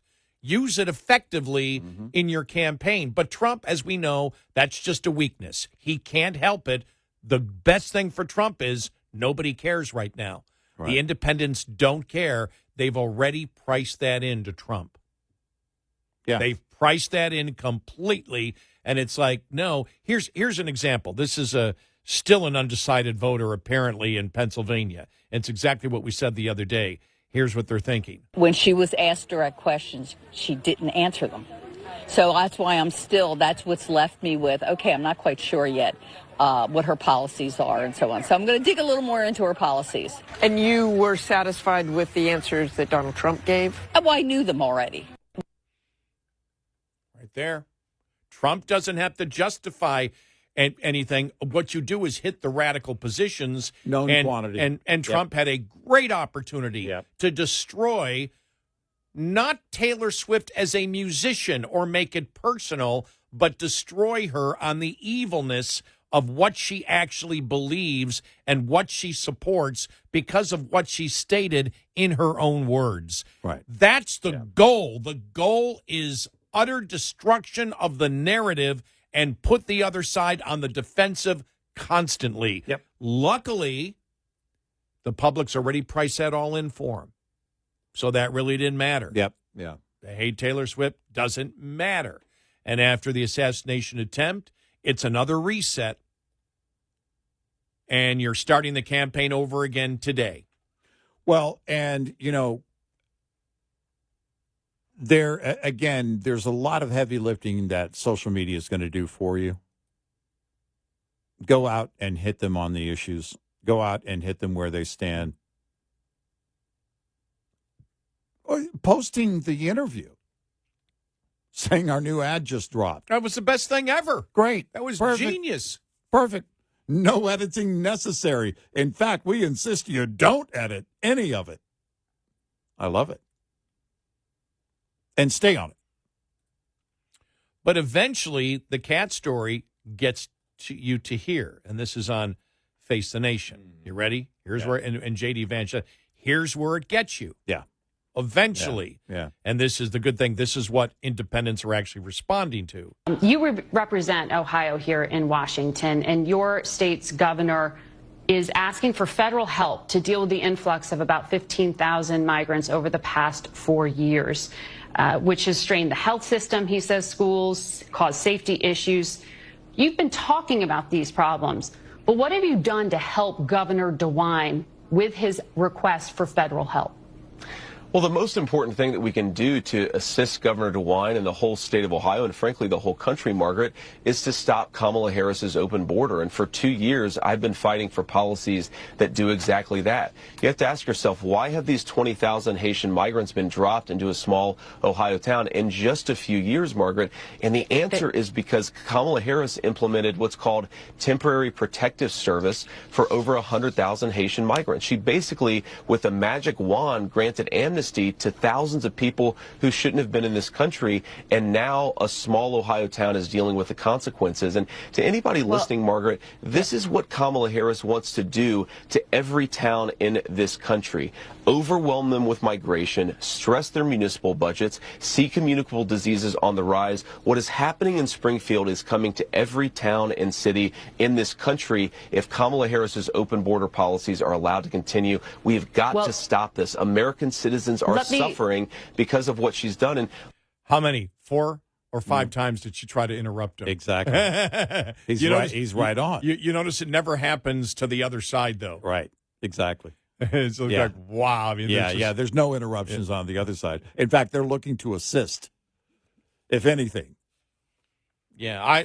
By the way, I disagreed completely that Caitlin Clark has the assist record. That would be the mainstream media for the for the Democrats. Well, the debate moderators at ABC. Yes. Hands down. Yeah. Definitely. Yeah. Caitlin Clark doesn't even compare in assist. They should be at the ESPYs because they turned that into a sport, man. Seriously. Oh, my God. Wow. David Muir with the assist. Again. But honestly, I do believe that sensibilities are changing. I can't tell you they're changing to the point that it's going to really, really, really impact the election because I can't tell you that. I can't tell you what motivates. The psychology of the American voter is something no one will be able to fully put their finger on. But there are things where you can look at it and go, okay, what do we know? We know people are underwater. with inflation. We know that right now the broken border thing, immigration is just as hot as inflation and the economy. National security, which includes the border, all of these things, crime. People are struggling hard. And when they're struggling hard, they often really want to change. And what do they want? Most often, if we could just go back to, man, I'd love to go back to, man, you know how many sentences start with that? Man, I'd love to go back to, man, I'd love to. And Trump wasn't that long ago. It's not like, oh, this is another guy, and he wants to do it like Trump was doing it when things were good. It's the guy. He's the guy. And everybody knows that. And the toxicity is all but gone politically. 866-90 Red Eye. Lines open for your calls. 866-90 Red Eye on Red Eye Radio.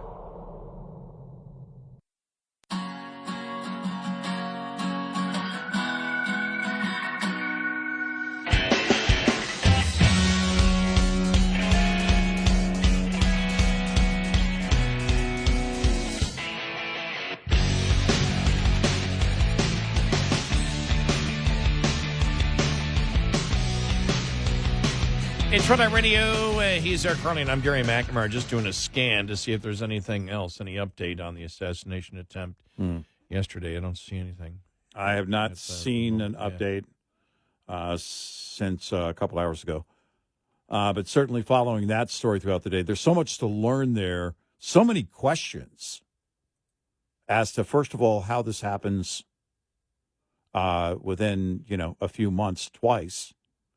And the first question I think a lot of us had after the first assassination attempt against Donald Trump earlier this summer, is this another failure by the Secret Service? Now, Donald Trump did yesterday praise the Secret Service when he put out the message on social media to let everybody know that he was okay. But how this happens, how this went down, how it came to be. It's a different situation than a contained setting at even an outdoor rally. No doubt. If you look at as you pointed out, there are adjacent roads and everything else. So, but still, the facts are important. The American people deserve to know, because we need to make sure that we're keeping presidents, former presidents, and also nominees safe, and that the Secret Service is doing their job. Beyond that, the individual and how it came to be that he lives in Hawaii and then all of a sudden he's in Florida with a gun pointed at a former president.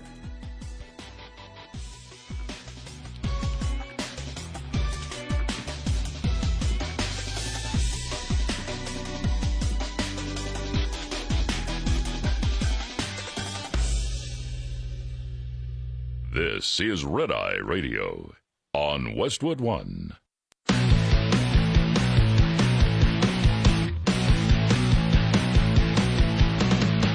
Now, it's Red Eye Radio.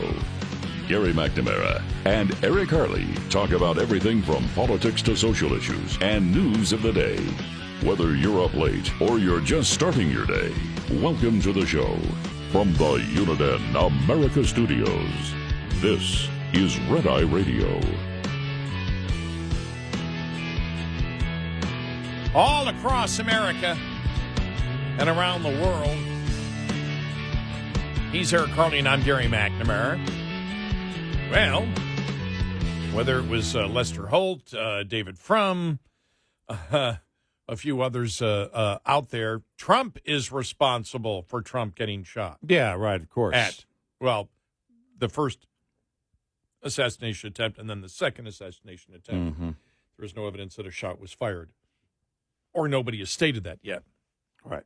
But Trump is responsible for his second assassination attempt because he's basically must be egging the left on.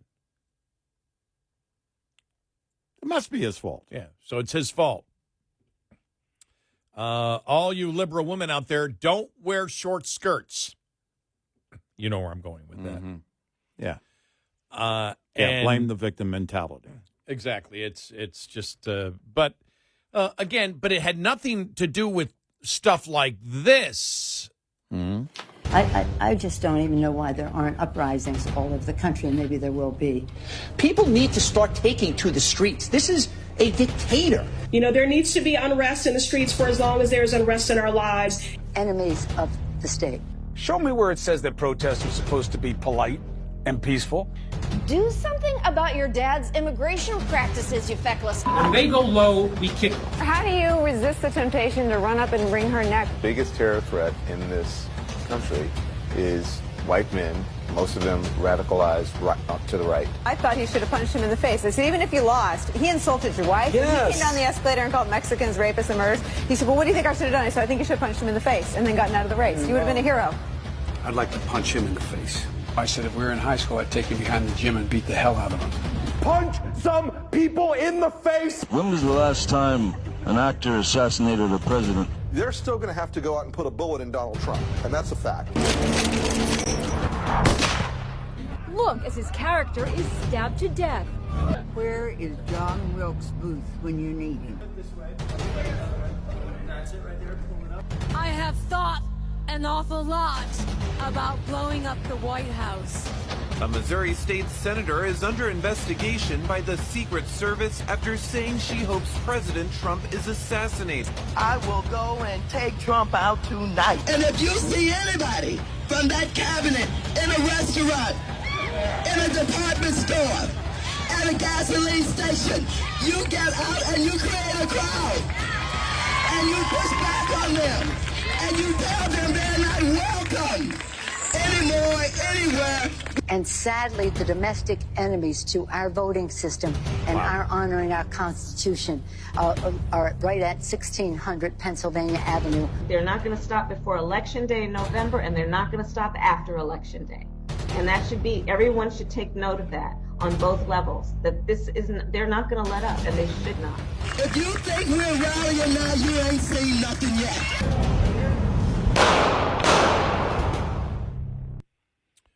There you go. And that's just part of it.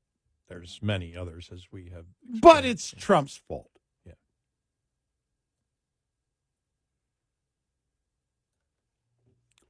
You and I have been covering it all along. And it's sometimes it's like we're looking around going, is anybody else hearing what they're saying? Anybody else paying attention? They're okay with the things that you just heard. They've been okay. Where's the outrage? Where are they outraged at each other on the left for talking like what you just heard? Let's go to Clara McCaskill when she decided to become one of those crazy Democrats. Oh. Remember that ad? Yeah. She's not one of the crazy Democrats, but she became one. Yeah. A lot of people have tried to draw similarities between Mussolini and Hitler and the use of the terminology like vermin and the drive that those men had towards autocracy and dictatorship. The difference, though, I think makes Donald Trump even more dangerous, and that is he has no philosophy he believes in. He is not trying to expand the boundaries of the United States of America. He's not trying to overcome a neighboring country like Putin is in Ukraine. He is not going for some grandiose scheme of international dominance. All he wants is to look in the mirror and see a guy who's president. There you go. So he's more dangerous than Mussolini and Hitler. Right. And by the way, for any Democrat to say that all Trump wants is to be president when you have an empty shell who couldn't explain her way on an issue out of a paper bag is just pretty precious, isn't it? Yeah, it really is. It really is. Like, yeah, what a joke. No idea. Can't even do friendly interviews. Can't do press conferences. And Trump is more dangerous than Mussolini and Hitler. Remember, that came from former Senator Claire McCaskill in Missouri. Now, she's not one of those crazy Democrats. Yeah, remember that ad she put together? Yeah. I think we broke down that ad, by the way, when it came out. We said, look, here's how this works. They've got in fact internal polls that show the words crazy Democrats are coming back to them. Their research is showing that her party is suffering at the time when she was running, that her party is suffering, and those two words, at least in that state, were being repeated in their internals. That's why they used it and phrased it that way in her ad, for her, not an ad against her. It was her campaign's ad. It was a couple of voice actors. Hey, Bob, who are you going to vote for? I don't know, Larry. I'm glad we have this conversation like natural people do. You know, just talking to each other on the radio and whatnot. And, you know, one of them says, I'm supporting Claire McCaskill. She's not one of those crazy Democrats. By the way, could any of them get away with that, putting that in their ads now? Because back then, she was trying to separate herself from the far left. Yeah. Oh, you just heard her. Yeah, nobody's just really, as radical as anybody. Nobody's really. Is there anybody trying to separate themselves? Well, I mean, they are. I mean, I saw Colin Allred's running for Senate here in Texas, the Democrat. Yeah. You see, my God, he's sounding like Trump on the border. They're all doing it. Yeah. Yeah. And they're all lying. Right. Allred's lying. Yeah. You know, he's not for strict border control, and everybody knows it. Right. It's like they're all doing it. And they all pretend. Think about this. Is anybody upset? Have you heard one? Yeah, I think I did hear one Democrat. Somebody did on MSNBC disagree with Harris last week. But besides that, I haven't seen anyone. I mean, no one of political power in the Democratic Party has come out and said, stop holding all these MAGA positions, Harris. There's no fury at all. Why? Because Claire McCaskill claiming that all Trump wants is the White House. It's because all she wants is the White House. Everyone knows the Democrat. That's why she couldn't win on one issue last week, because everyone knows the Democrats and Harris are lying about the issues. Yep. They are not pro-border wall. They're not pro-fracking. They're not pro-Israel. Stop it. Yep. We know you're not. And it's, again, it must be internally within the party. It must be a real task right now. You know, there's a lot of things I don't understand. You and I had the discussion earlier. I want to play this audio cut from Harris changing her accent again. Yeah. This was at the Black Caucus dinner. Here we go. Hello to all my divine nine brothers and sisters and my sorors.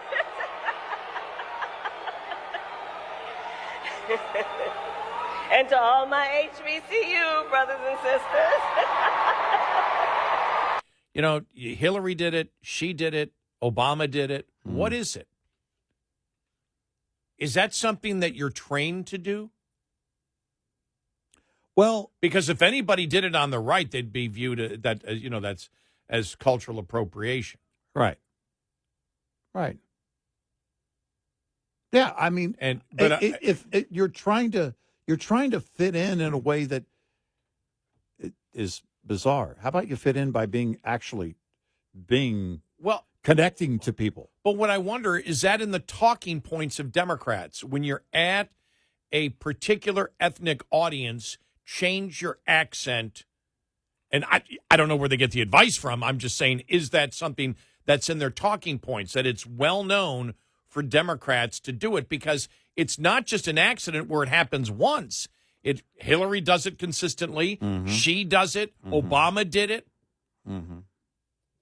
And it's like, where does this come from? Let's change the way that I talk in order to appeal to a particular audience. It has to be calculated. It has to be something that it's got to be something she's instructed to do. Well, it's a weird way of saying I belong here, or I'm with you guys, or I've talked about, you and I've talked about to no end, really, how you actually connect with people. When you have a conversation with people and say, you understand what's going on with people right now, like with inflation. Tim Walls. Have a conversation with them right there while they're buying lettuce.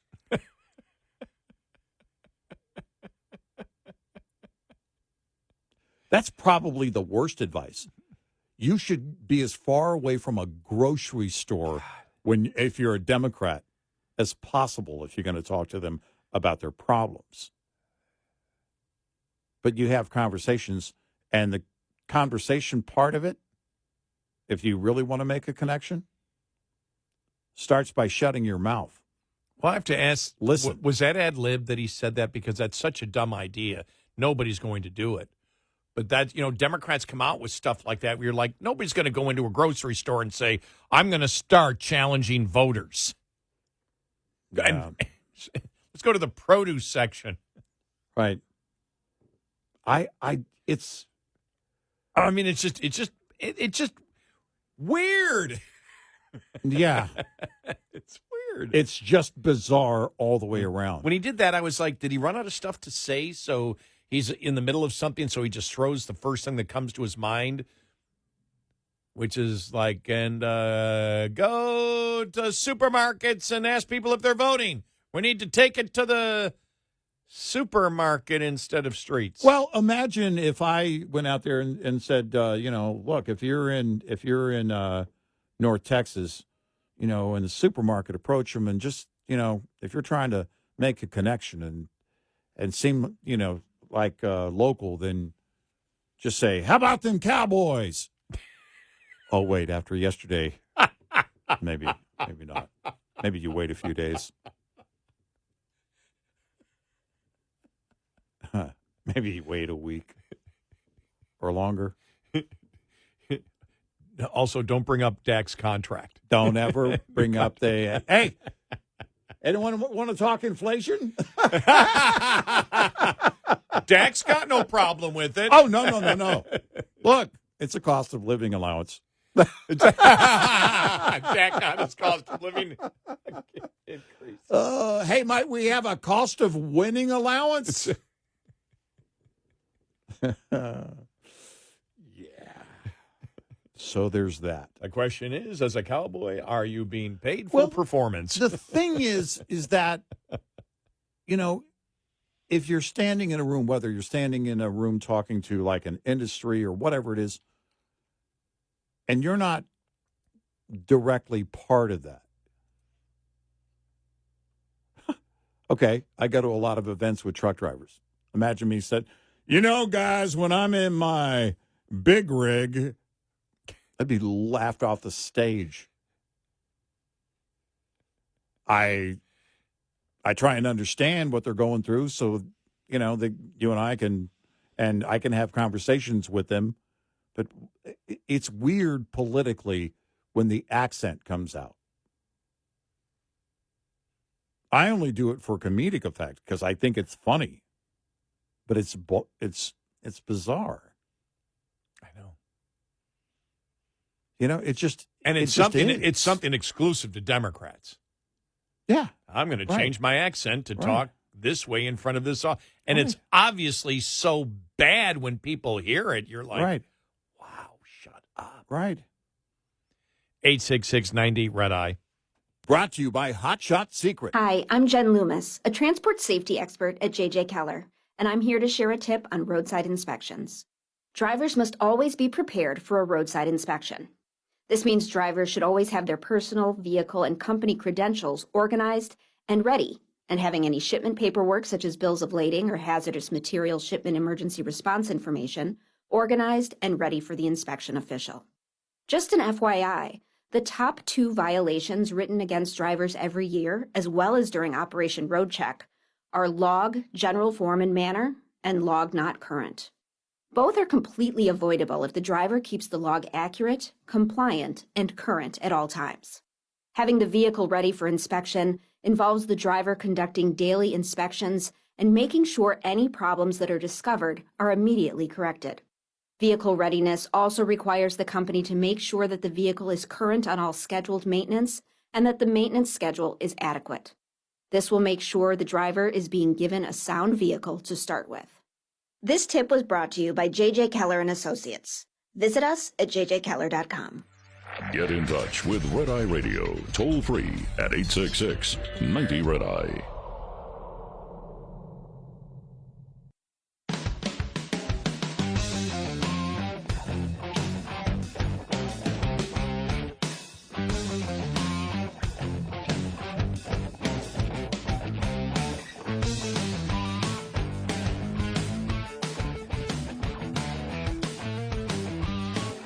It's Red Eye Radio. He's Eric Carney, and I'm Gary McNamara. Coming up following the bottom of the hour, Wall Street Journal had an article, Americans are falling behind on their bills. Wall Street is alarmed over it. Yeah. And we'll get into some of the specifics of it. And we knew this. I mean, there seems to be a number of places doing research on this in the media. Despite billions in backing, study shows diversity trainings just isn't working.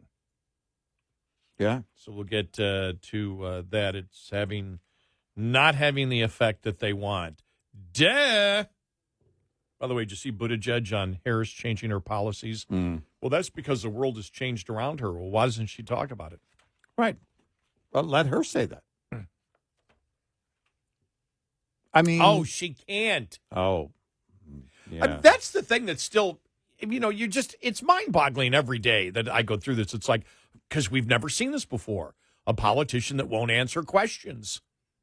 Yeah. And even when she sits with a local interview, and by the way, the thing about local interviews, you're so happy to get the interview, you just want to get the interview.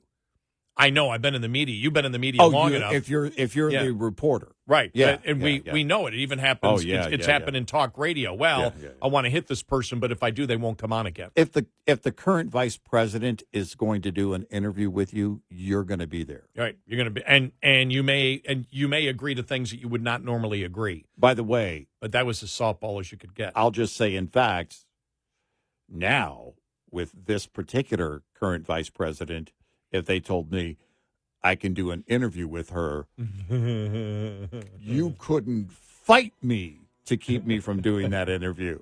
I'd be there hours ahead of time. Yeah, but you're not going to soft sell it.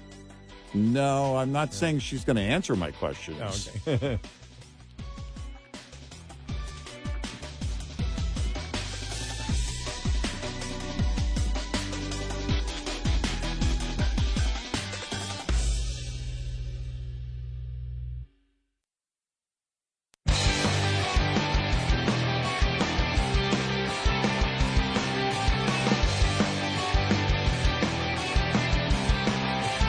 You're listening to Red Eye Radio from the Uniden America Studios. And he is Eric Carney, and I'm Gary McNamara.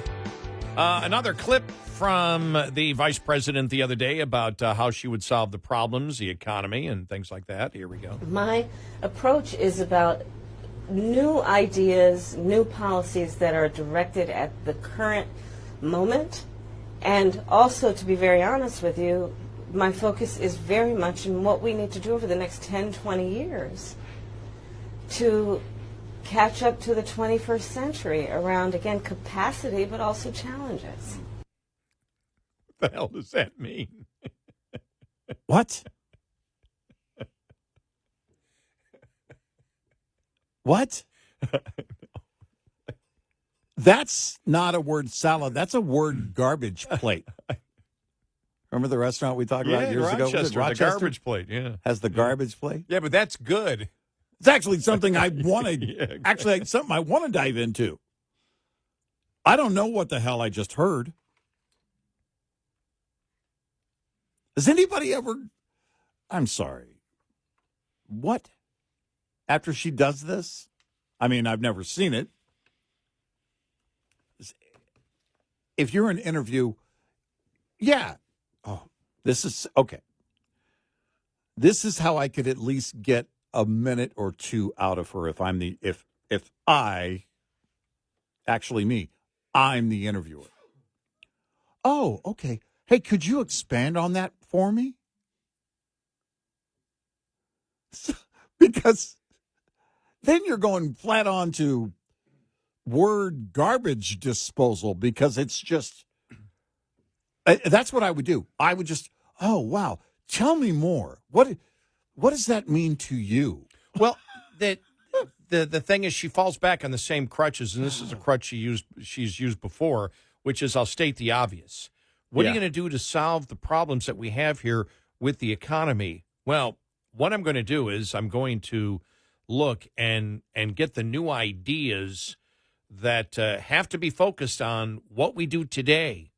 But not only today, but the new ideas also need to be focused on what we need to do over the next 10 to 20 years to catch up to the 21st century again capacity, but also challenges. Yeah. Huh? She states the obvious and throws in a few words in there that are just... Well, at least I can tell you gobbledygook. I can say something similar to what she's repeated and tell you what it means. I wish not to be burdened today by something I can do tomorrow. I'm a procrastinator. She's not, by the way, she's not even talking in circles. No.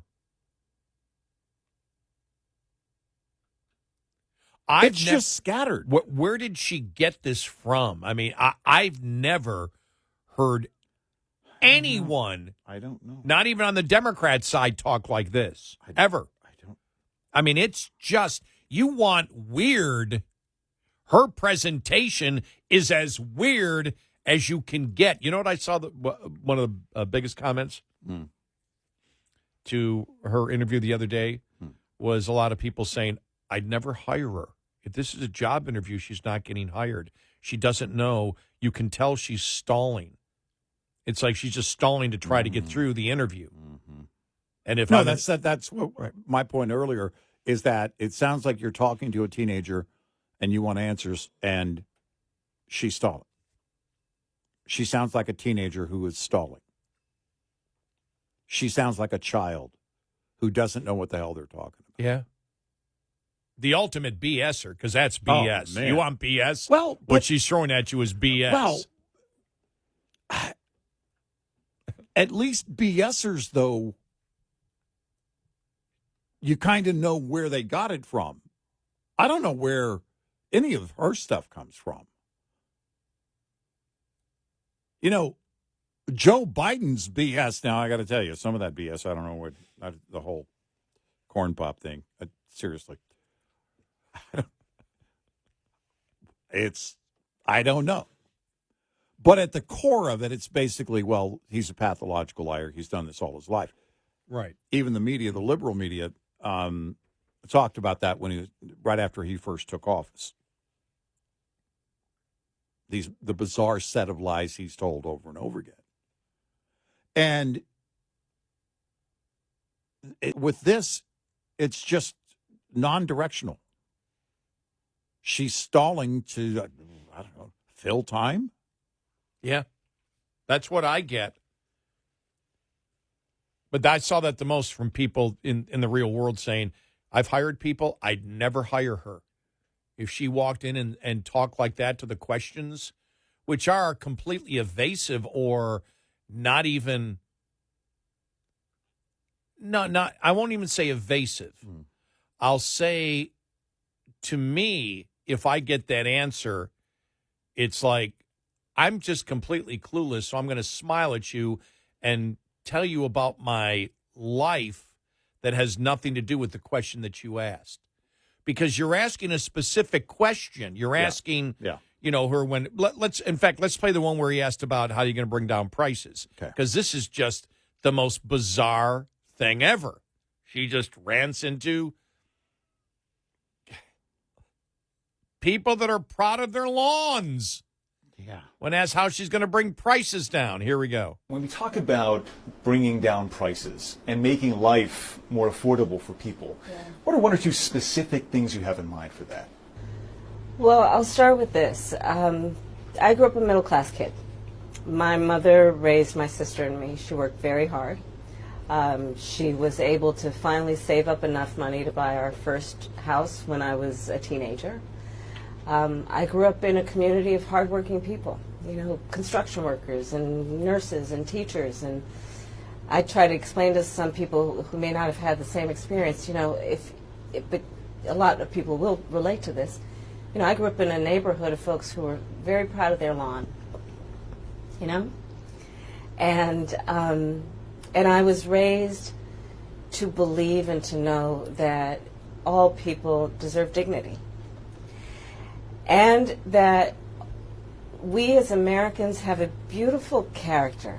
We have ambitions and aspirations and dreams, but not everyone necessarily has access to the resources that can help them fuel those dreams and ambitions.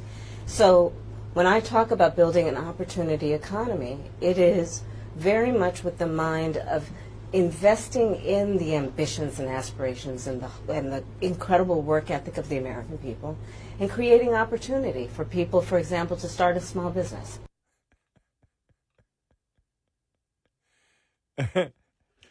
By the way, I mean, she then, I come from a place where people were proud of their lawns and grew up to become the attorney general in a state that would aggressively go after you for watering such a lawn.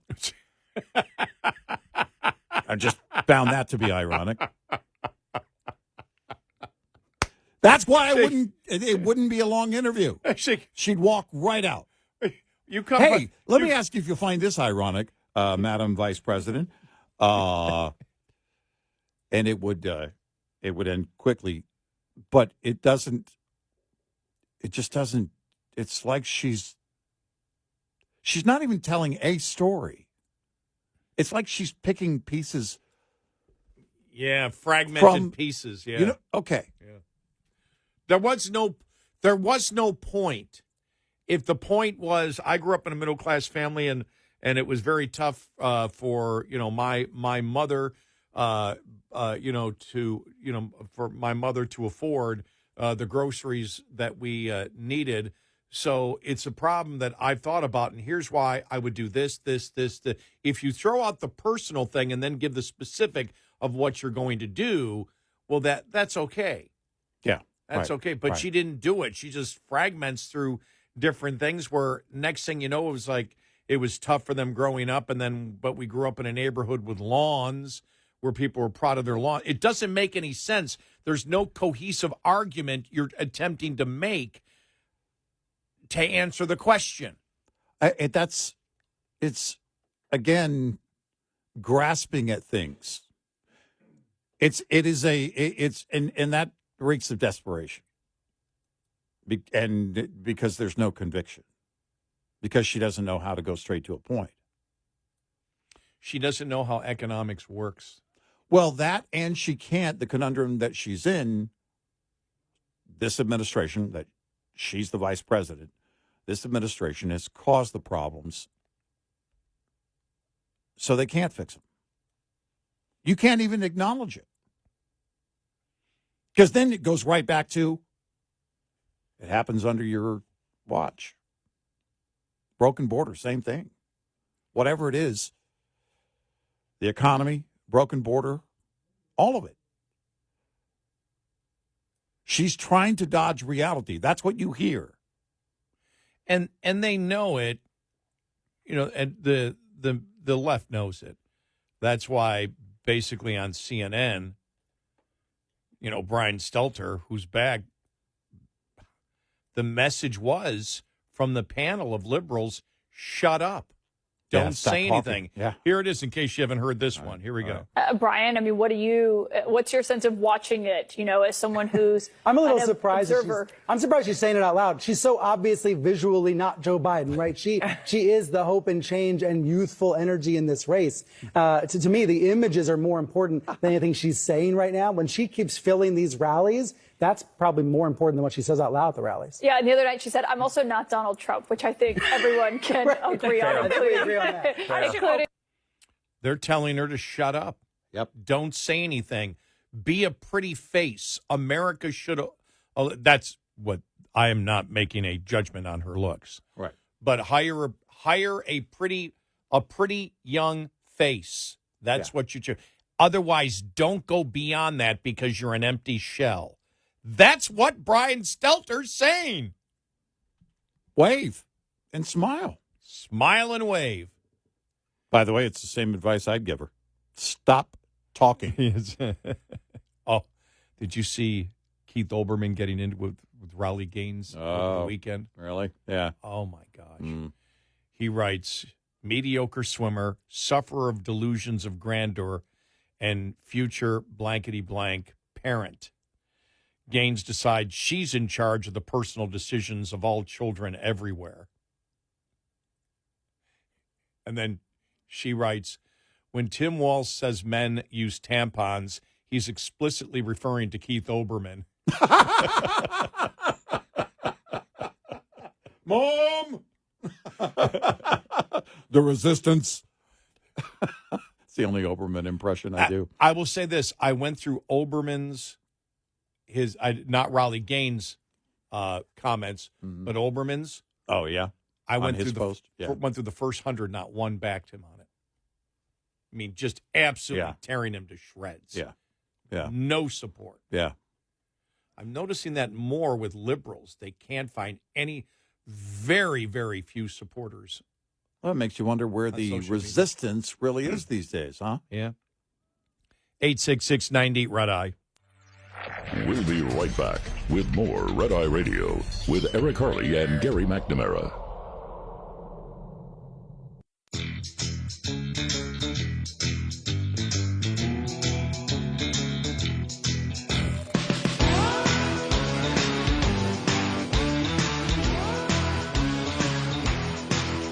It's Red Eye Radio. He's Eric Harley and I'm Gary McNamara.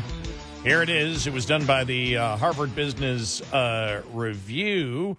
American businesses spend roughly $8 billion a year on DEI. Does it work? Generally, it produced trivial changes in behavior. Per the study, the trainings had relatively weak effects on measures of implicit bias. However, it also found that it did not translate, even the relatively weak effects on implicit bias did not at all translate into any behavioral changes. There you go. All right. Yeah, because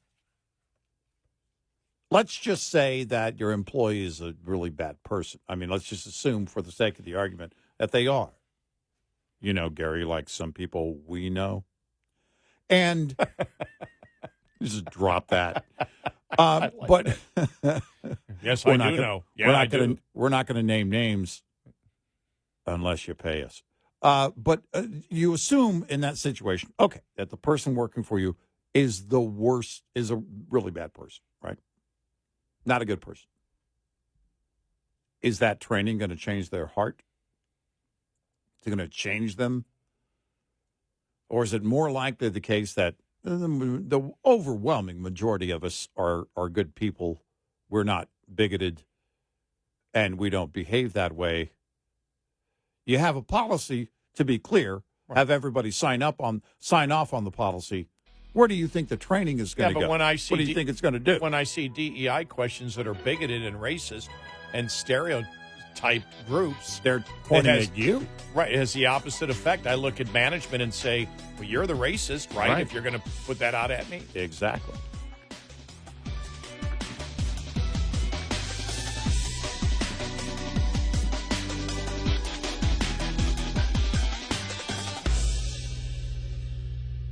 This is Red Eye Radio on Westwood One.